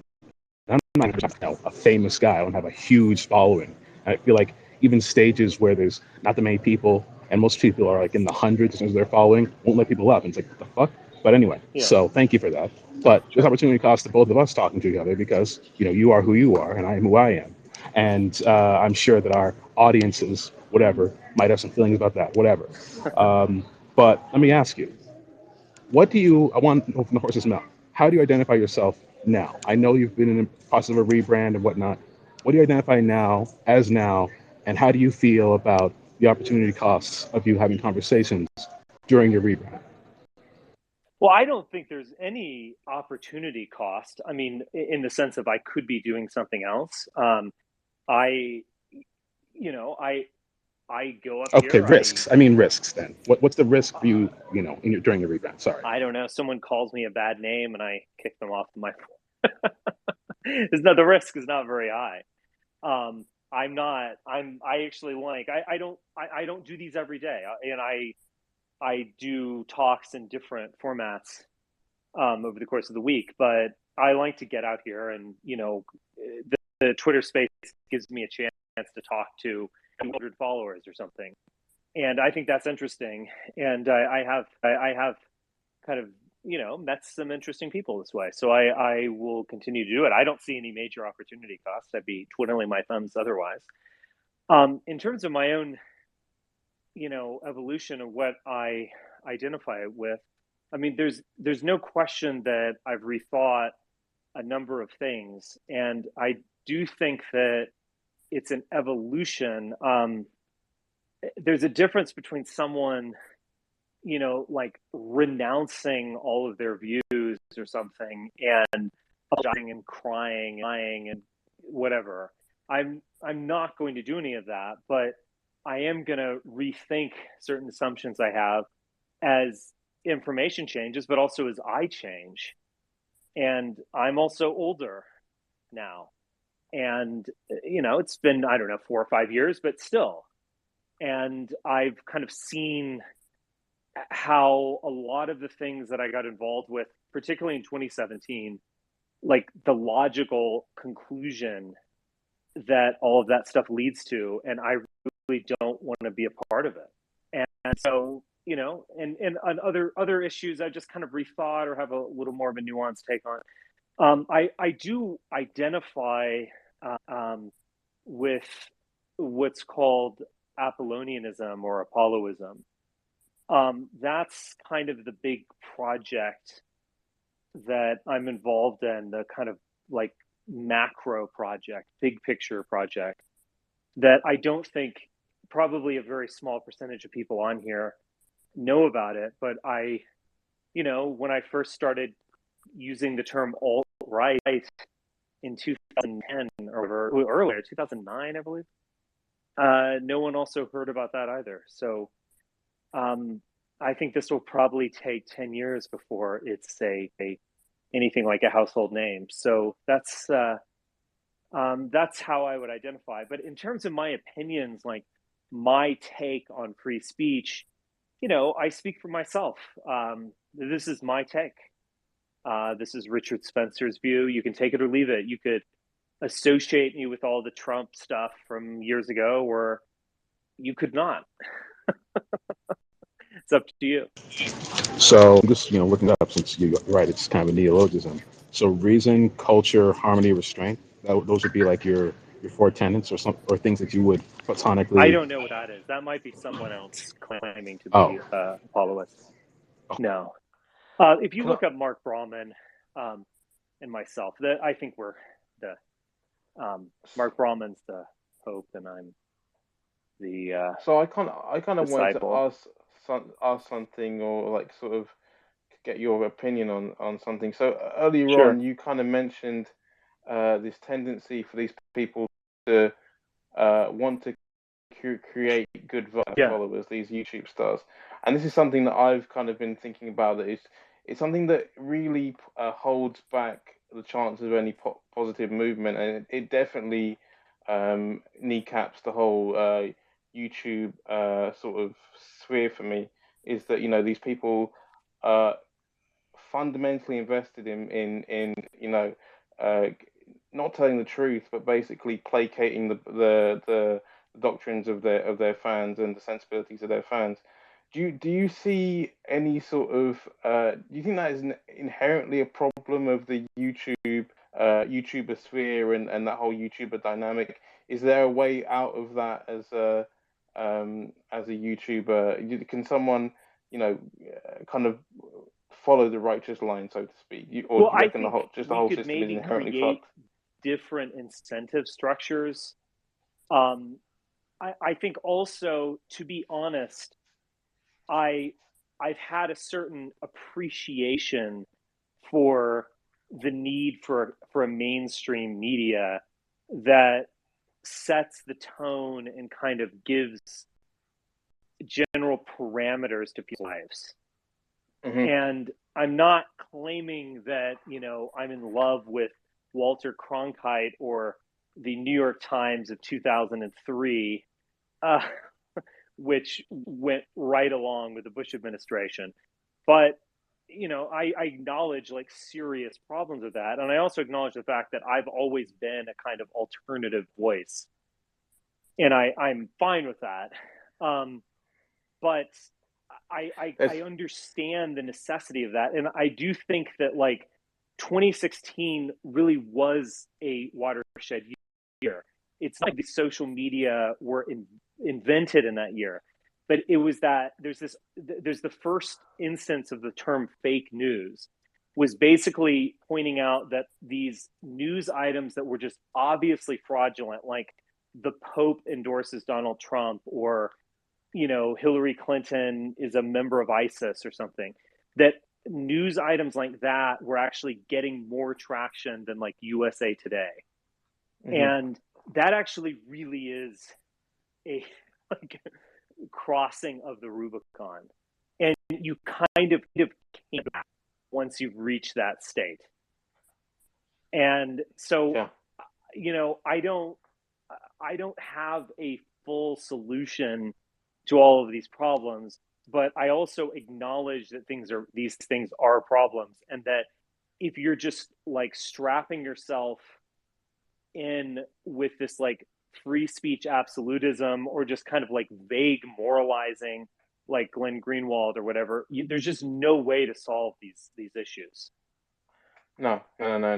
I think you were in the conversation earlier with the libertarian Swedish guy, and just this idea that that authority, or in the terms of Walter Cronkite, or in that example, like a tone setting voice that gives stability. The fact that the idea that is like inherently wrong or oppressive, it's just really like stupid in a practical sense.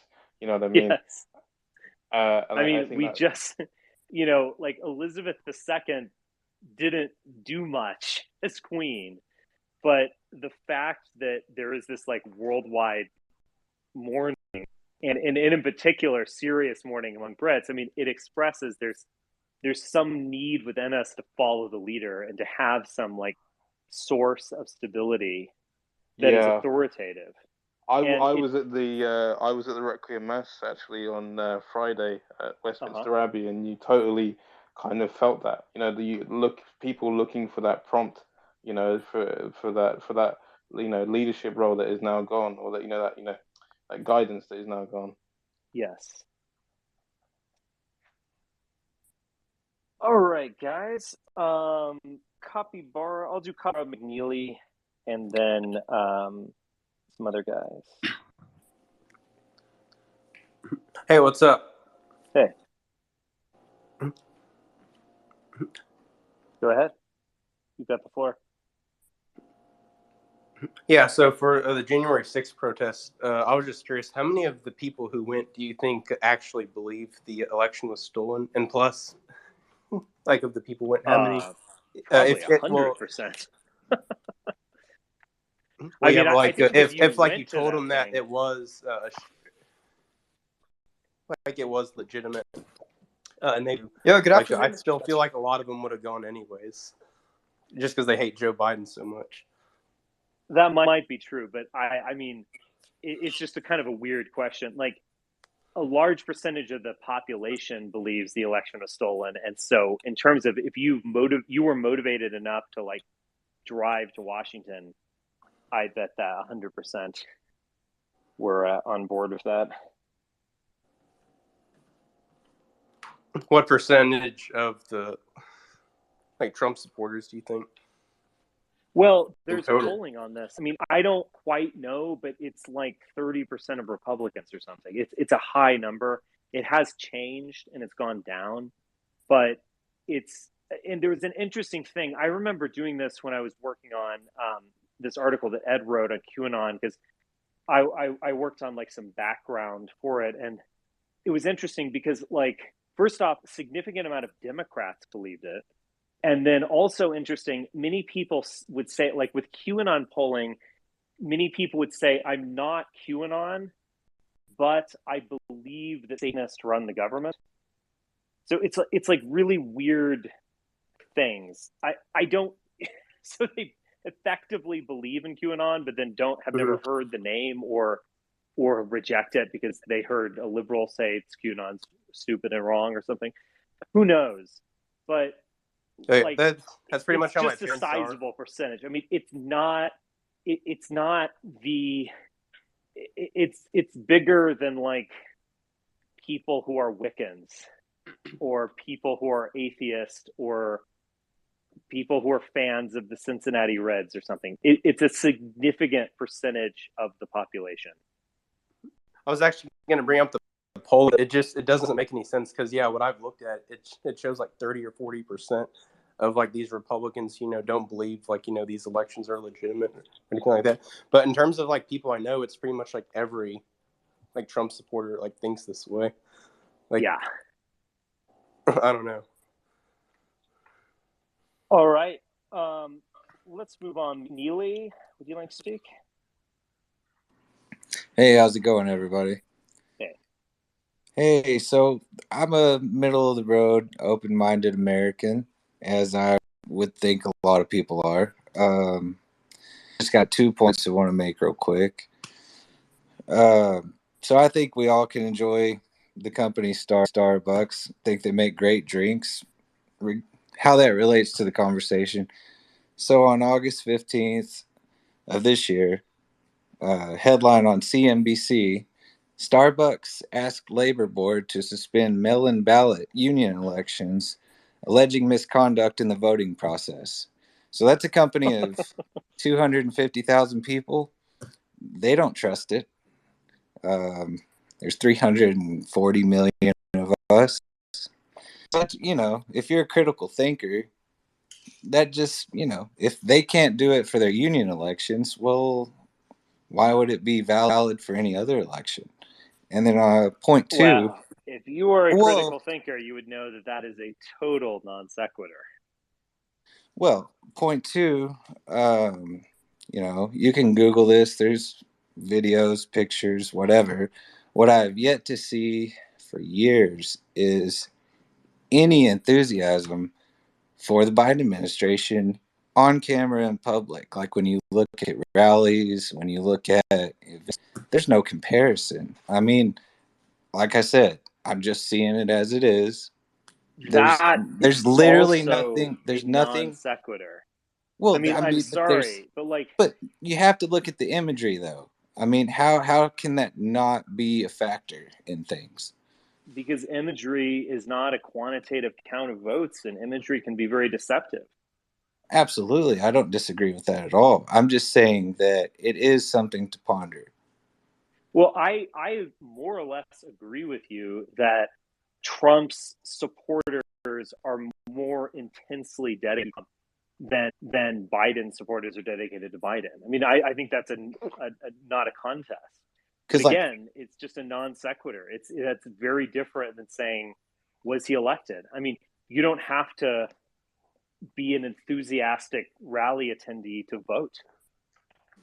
Right. I don't disagree with that at all. But one way that I kind of gauge this whole optics thing with votes, just out of my own thoughts, is looking back to 2008. I mean, Barack Obama, you remember back when he ran, I mean, there was so much enthusiasm. Yes. I mean, you saw T-shirts, bumper stickers, yard signs, flags.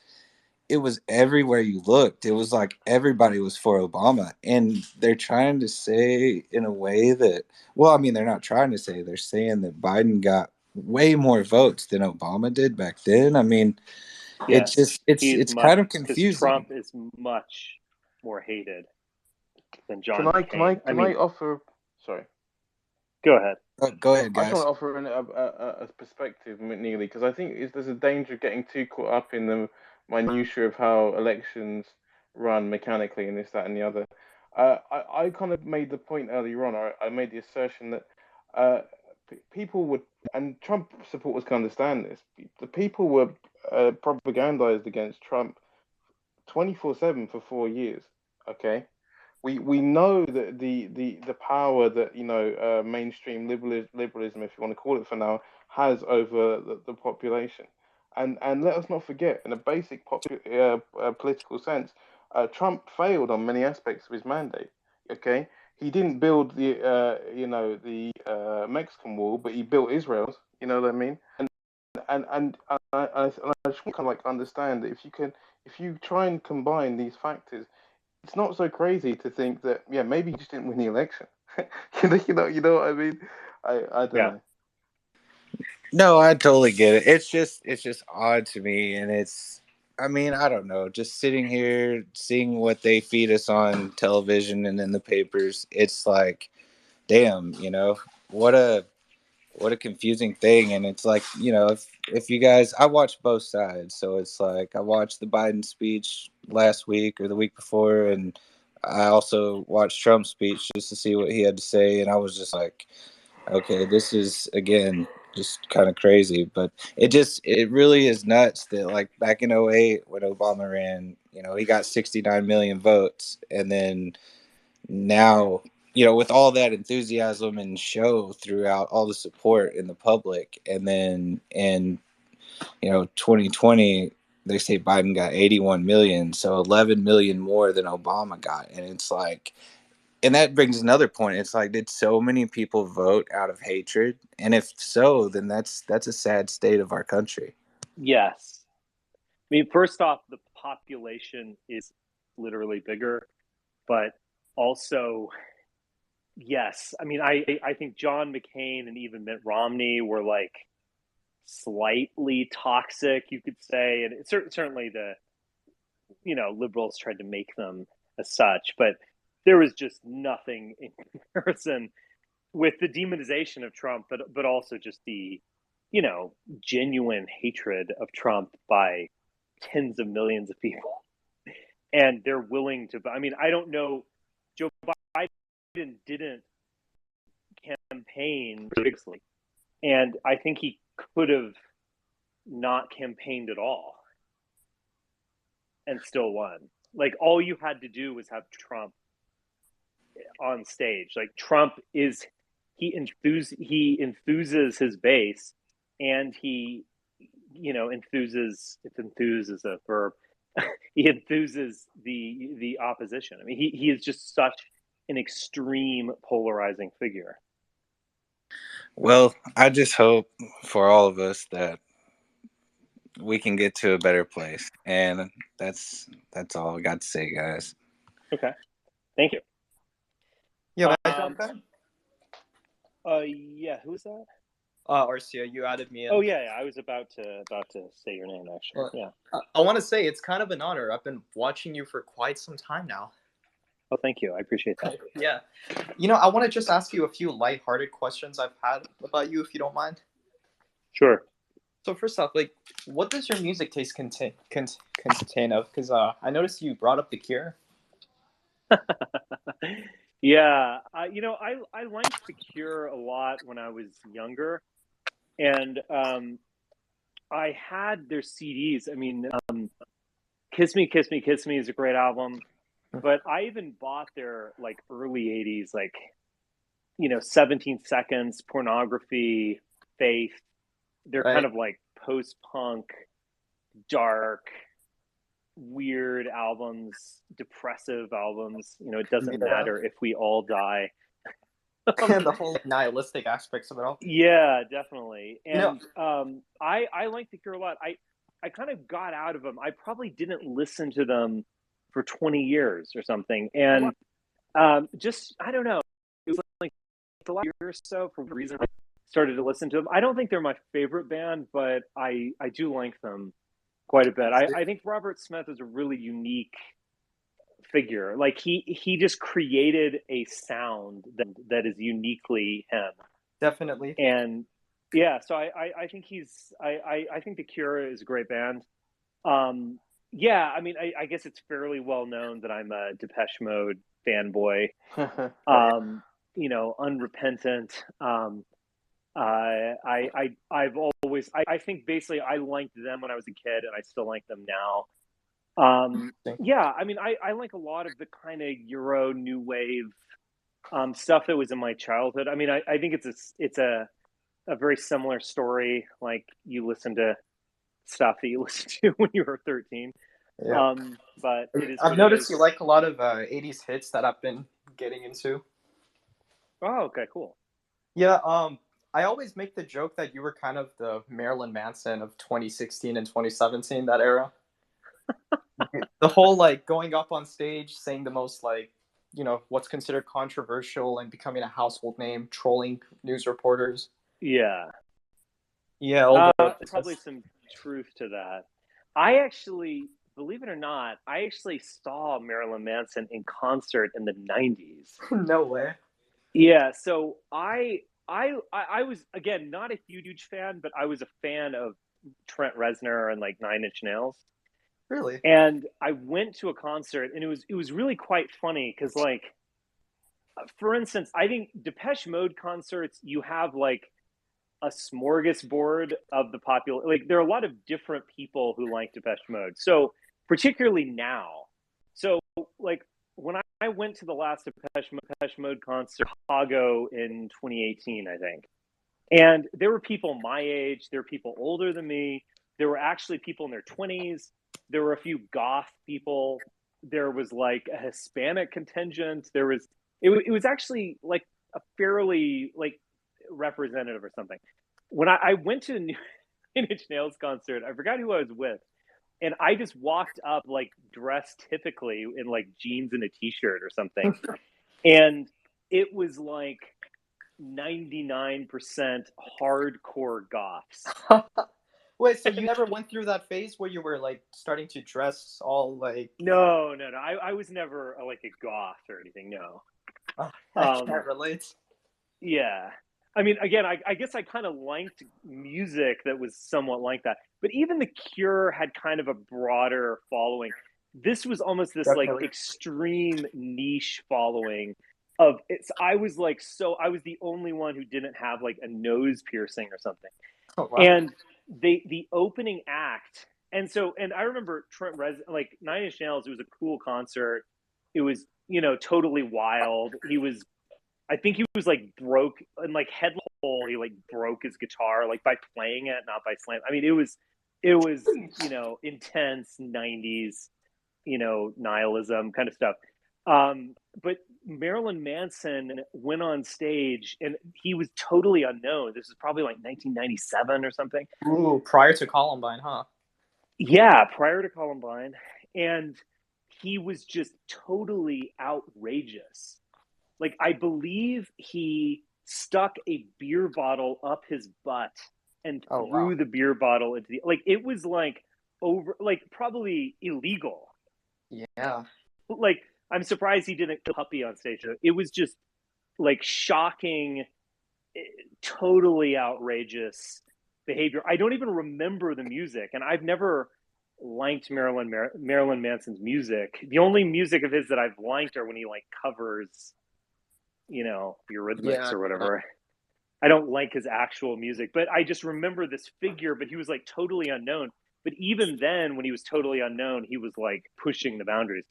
Nine Inch Nails didn't do anything that like gross, but they were pretty badass in concert. They were pretty like that. It was a badass concert, just like, mosh pit full, crazy lights going on, screaming, like head like a hole. Like it was, I wish, I mean, it was pre-cell phone era. I don't have any recording, but I remember it. I was like, whoa. Do you have any musical abilities or just any artistic talents of your own by any chance? Yeah, I mean, I can play the piano and I can kind of sing, I guess, a little bit.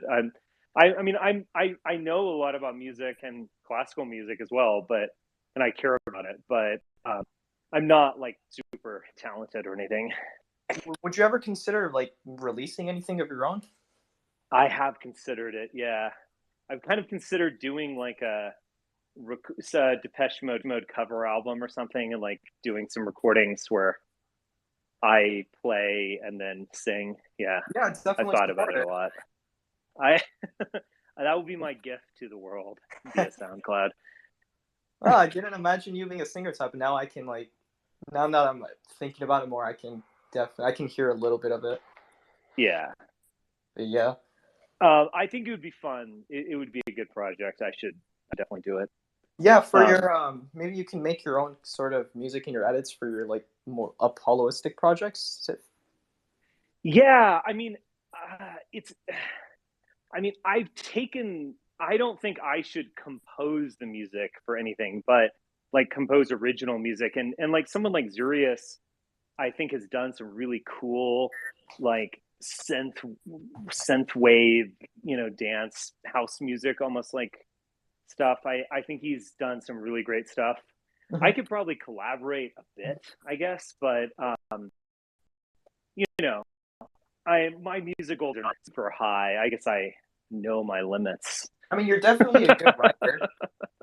Thanks, I appreciate that. I mean, and I would, maybe I should like write, some lyrics or something. Maybe that's where I should. Yeah, if you can collaborate with some people and you can be the writer of the projects. Mm-hmm. I could definitely see that. A danceable hymn. Can I course change like radically? Yes. Sorry, it's going to sound so drastic compared to the conversation you just had, but I want to mention this the phenomenon surrounding what unfortunately happened to Dugin's daughter.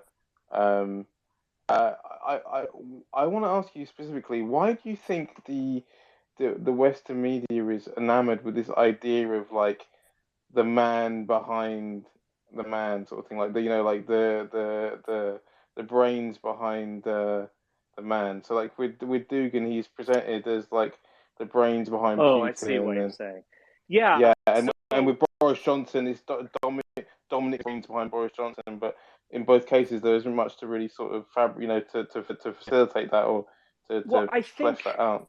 I think basically they want something that they can get their hands on that explains the political actors. So, I mean, I wrote a tweet thread on this. I actually had two really good discussions on this, and we've lost the recordings of them. So it kind of pisses me off, but I guess I'll reiterate what I've said. I mean, Dugin was more notorious in the West than he was influential in the East.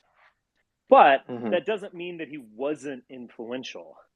And it also doesn't mean that, like, his philosophy didn't gel, or maybe you could say undergird, like, Putin's geopolitics. I mean, it wasn't, I think it's ridiculous to say that Dugin was like whispering in Putin's ear or something. It would be like someone in China saying that like Richard Spencer is best friends with Donald Trump, and he just tells Trump what to do, and Trump, does it. I mean, well, that was sadly, kind of being said in 2016. That's hilarious. Yeah, that was kind of being said in 2016. It was, but no one like actually said that. I mean, it was kind of whispered, but sure, but it was not true. It's a bit similar with Dugin. Like, I don't think he is like Rasputin, like in the court of the Tsar, affecting his daily opinions. I mean, that being said, like, Duginism is like, you could absolutely use Duginism to justify Russian geopolitics. So it's not like that Foreign Affairs article is totally irrational or something, but I mean, I wrote this, and I'll tell you what I think. I think the Russian government killed Daria Dugina, and I think they might have been aiming at Dugin, or they might have actually been aiming at her. And if Ukraine did it, that is the Ukrainian government, I think they would have admitted it. I mean, like, granted, it's a huge escalation to kill a citizen in a foreign country, but nevertheless, you could kind of plausibly say, well, this guy's the mastermind behind it all, so we need to take him out. But they didn't. They vehemently denied it. And I don't think that, like, I think they have bigger fish to fry than killing Alexander Dugin or his daughter. And I think, there might be some like radical group acting on its own that did it. That's very possible.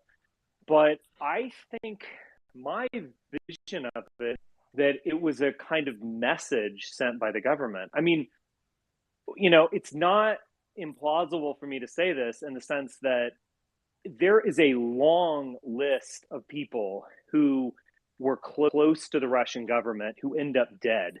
And in fact, their entire family ends up dead.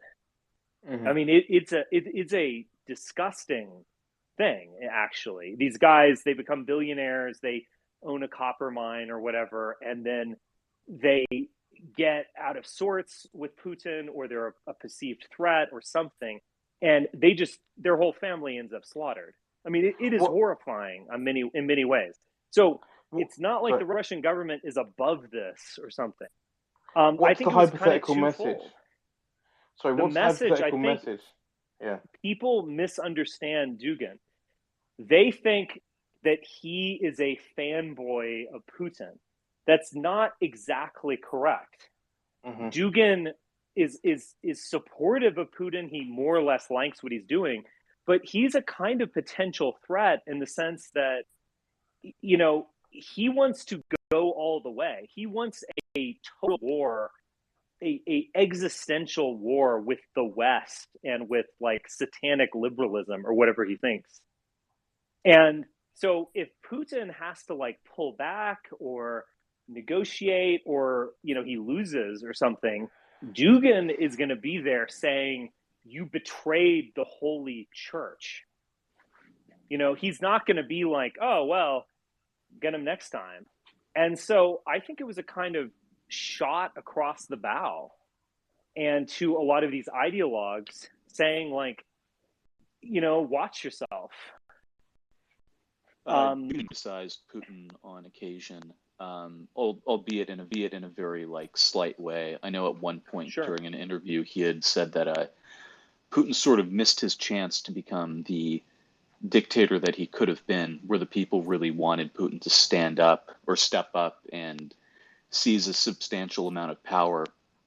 But unfortunately, that time period left, and so Putin missed his chance. And Dugin said this explicitly on an interview, I think, with RT. Was it 60 Minutes? Yeah. I'm just curious. Sorry to interrupt. It's a bottom-up dictator. We demand that he become dictator. Really, I remember that. Statement. Yeah, it was very interesting, and obviously, kind of like pushing on Putin, like you're saying. Like, this is not necessarily just the brains behind Putin. This is the one this is influencing. Someone who's a potential threat, right? Yeah. Or may sway Putin, not because even necessarily Putin wants to be swayed, but he feels compelled after maybe being criticized. Right. So I think it's a dangerous business, and that's just my assessment. I don't, and I'm not claiming that like Ukraine are angels or something. I just, the idea that like the government would do that, or and like in America, would the CIA do that? I mean, I think they would kind of prefer Dugin around. It's like a boogeyman or something. Like, I don't think they're like, we must stop this man.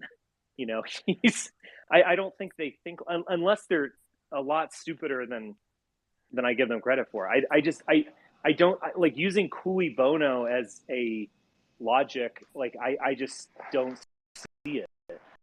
Also, you know, orthodoxy wants to be a martyr. And so it'd be really politically unsavvy to make a martyr out of Dugin or his daughter. Not to switch topics, but there was that movie made by Martin Scorsese about the Japanese interaction with Silence. Yes, Silence, and they were very intelligent in the way that they dealt with the Christians, which was they killed followers that the priests had created and said, okay, here, I'll kill one of your followers if you step on, or I won't kill one of your followers on the Bible, but I'll never make a martyr out of you. And it's because they understood Christianity very well. And it just doesn't make any sense to me that the Ukrainians, who are also Orthodox, would not understand their own religion. Right. Yeah. And there's no question that like Daria Dugin is more powerful in death than she was as a young political commentator, you know, who was going on Russian television, sometimes going on RT, going on live streams. You know, she was, I don't know. I don't say this to be like, I'm not being arrogant here. So you're like kind of like me or something. Like, it's not, you know, like the country isn't like rallying around me. if someone brutally assassinated me or something, then they might actually, or some, you know what I mean? The dissident right hates me, but if I were brutally assassinated, the dissident right would be like, "We loved him. He was the best of us." You know? So I think you got to keep that in mind. So I think you rightly connect Dugan as like an anti-Western crusade. Would you then say that it's innately stupid or inherently stupid for Western rightists to kind of take on Duganism like they do?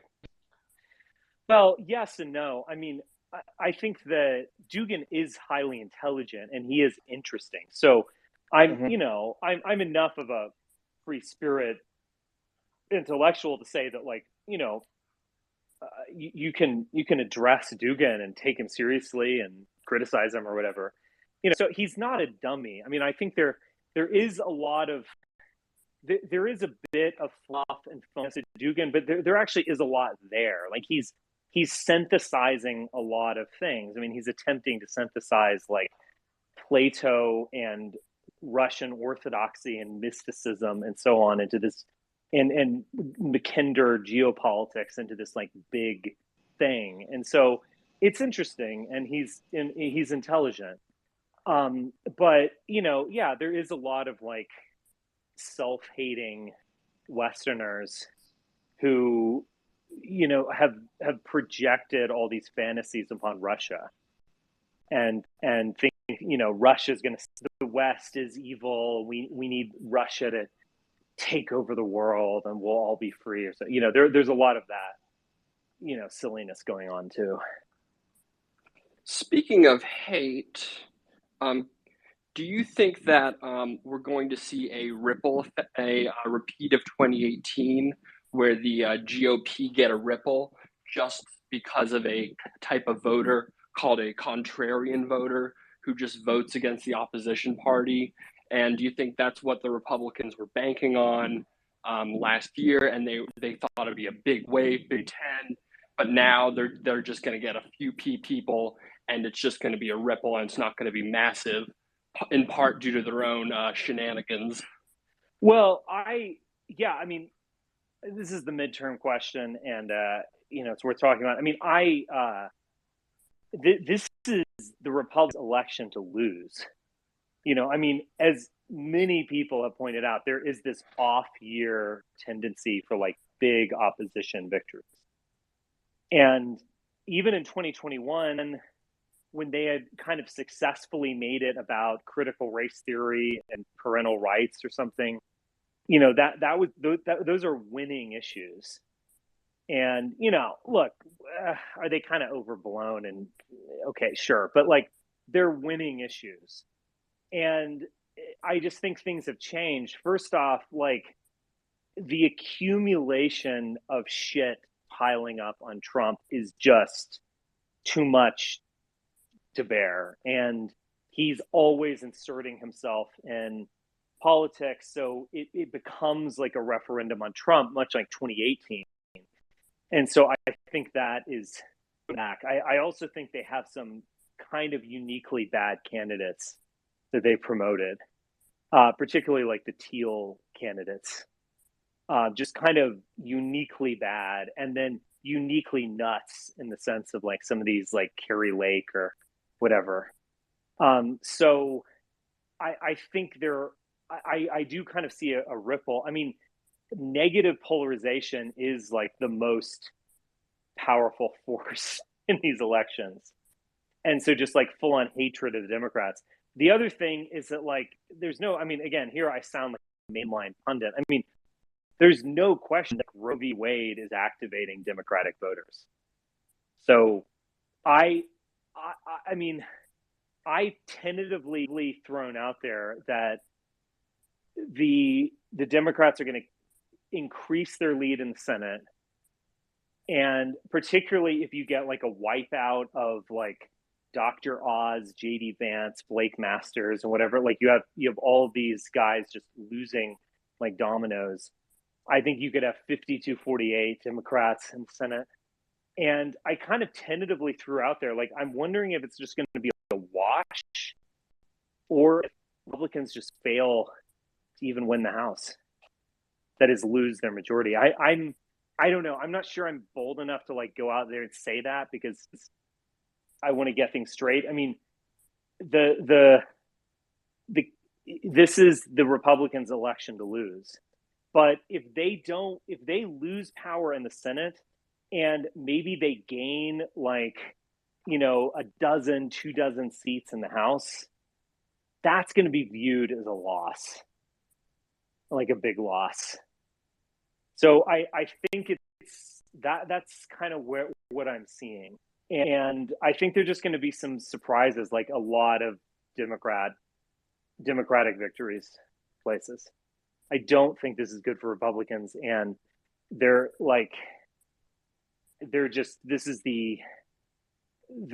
squeezed the towel. There's no more water in it for this kind of like Trumpian stuff. At some point, you're just activating the other side to such a large degree that it's really not worth it. All right. Can I ask I'm you? getting sleep. Oh, sorry. Go ahead. I'm getting a bit sleepy, so go ahead. Yeah. I just want to ask you, like, is this a bit of an abstract question? But hey, if we're getting to the end of it, maybe this is a nice place to end. But what do you, if you could theorize on the average like young Trumpian Nick Fuentes type, where do you see this person in 25 years' time? Like, what's the end of the road if they carry on this path? In the same place they are now. Yeah. Just older, watching live streams and getting mad about shit. Speaking of which, would you ever online?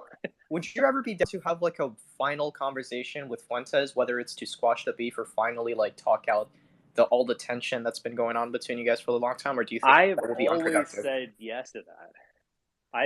People have asked me that many times, and I basically said yes.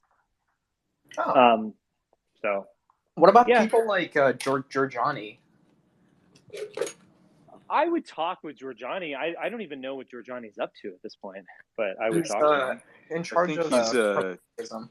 Yeah, he's making his own cult as well. So Prometheism, based on Prometheus. Okay, well, I guess we have some competition out there. Right. Yeah, I would definitely talk with him. I mean, I don't have any real issue with any of these people. Would you like reach out to Fuentes, or have you tried?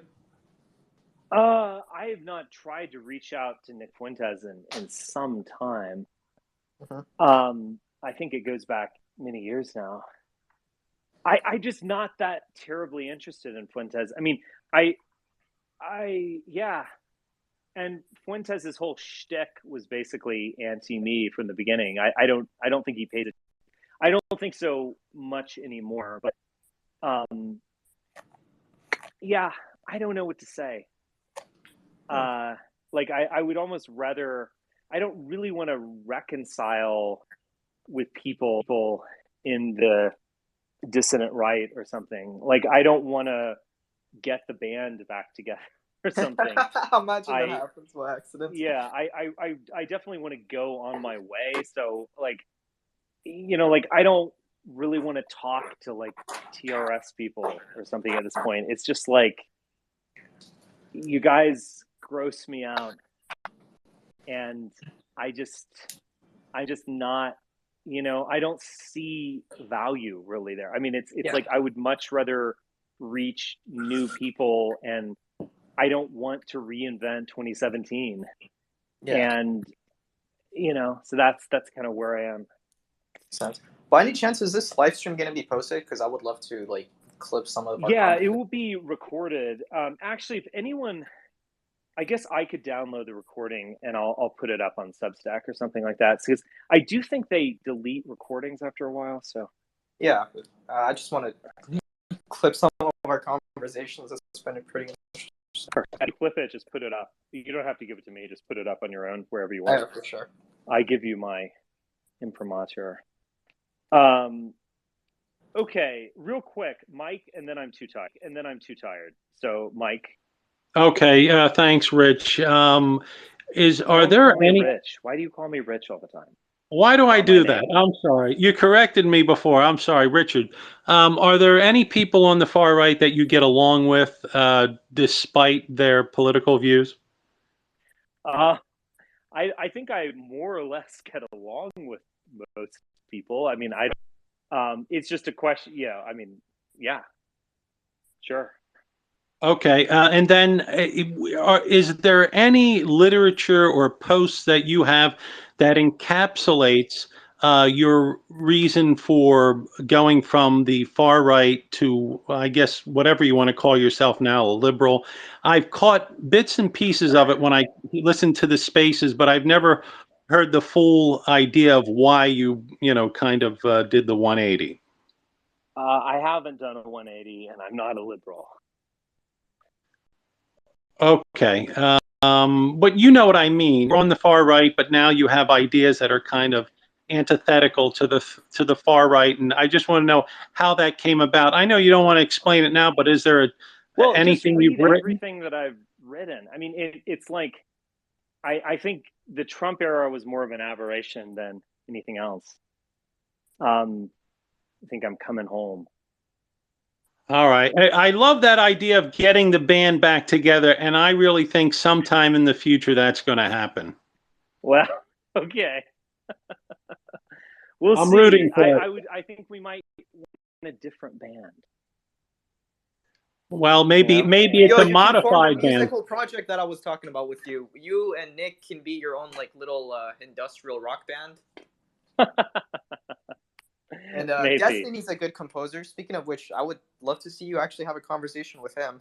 Well, actually, bringing everybody on. I kind of dropped the ball a little bit on that. There was some push towards that, and I suggested a topic for debate, and he didn't want to debate it because he agreed with me. Oh, wow. Which was kind of funny. What was it about? Then I kind of dropped the ball. I got really busy this summer. Let me put that together. I don't think Destiny is hostile towards like having a good faith debate. So you're not the first to suggest that. So I'll try to get that going again. Better than like Mike from PA or Vosh. Yeah, I mean Vosh is kind of fascinating because he's smart in many ways and then like really annoying in a lot of ways. Yeah.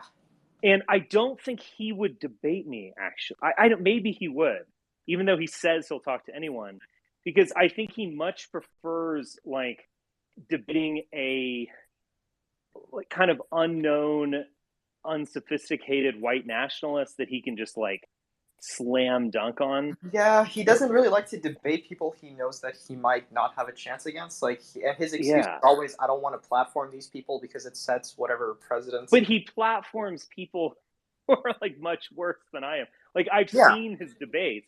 So I almost, that's my read on him. I would do it, but I'm almost thinking he would kind of like weasel out of it. That's what Destiny is about at the time. Yeah. So, because he likes, that's kind of his shtick is to just dunk on, he's debating people effectively on his show, but he's debating them in abstentia. I mean, he's playing their clips and just like dunking, rightfully in many ways, but like, it's not fair. So I don't know. I would talk to him. I doubt he would do it. I think a lot of his content's kind of interesting. I think a lot of it, annoys me to a degree. He is kind of sincere. He does have a perspective. And I do agree with him that there is a kind of Marxism that you shouldn't conflate with Bolshevism or the Soviet Union or anything. I do think that you could genuinely call yourself a Marxist and not be kind of like caught up in that legacy. But I find him smart and interesting. I've listened to Destiny less, but he's a smart guy. Yeah, makes sense. Well, yeah, all right, guys. For the most part, I think he'll let you. But yeah, have a good night, man. You too, guys. Sleepy. So I will talk to you all soon. Thank you for jumping on. And I appreciate everyone, especially those who ask questions. So I will see you guys on the flip side. Peace out. Enchanted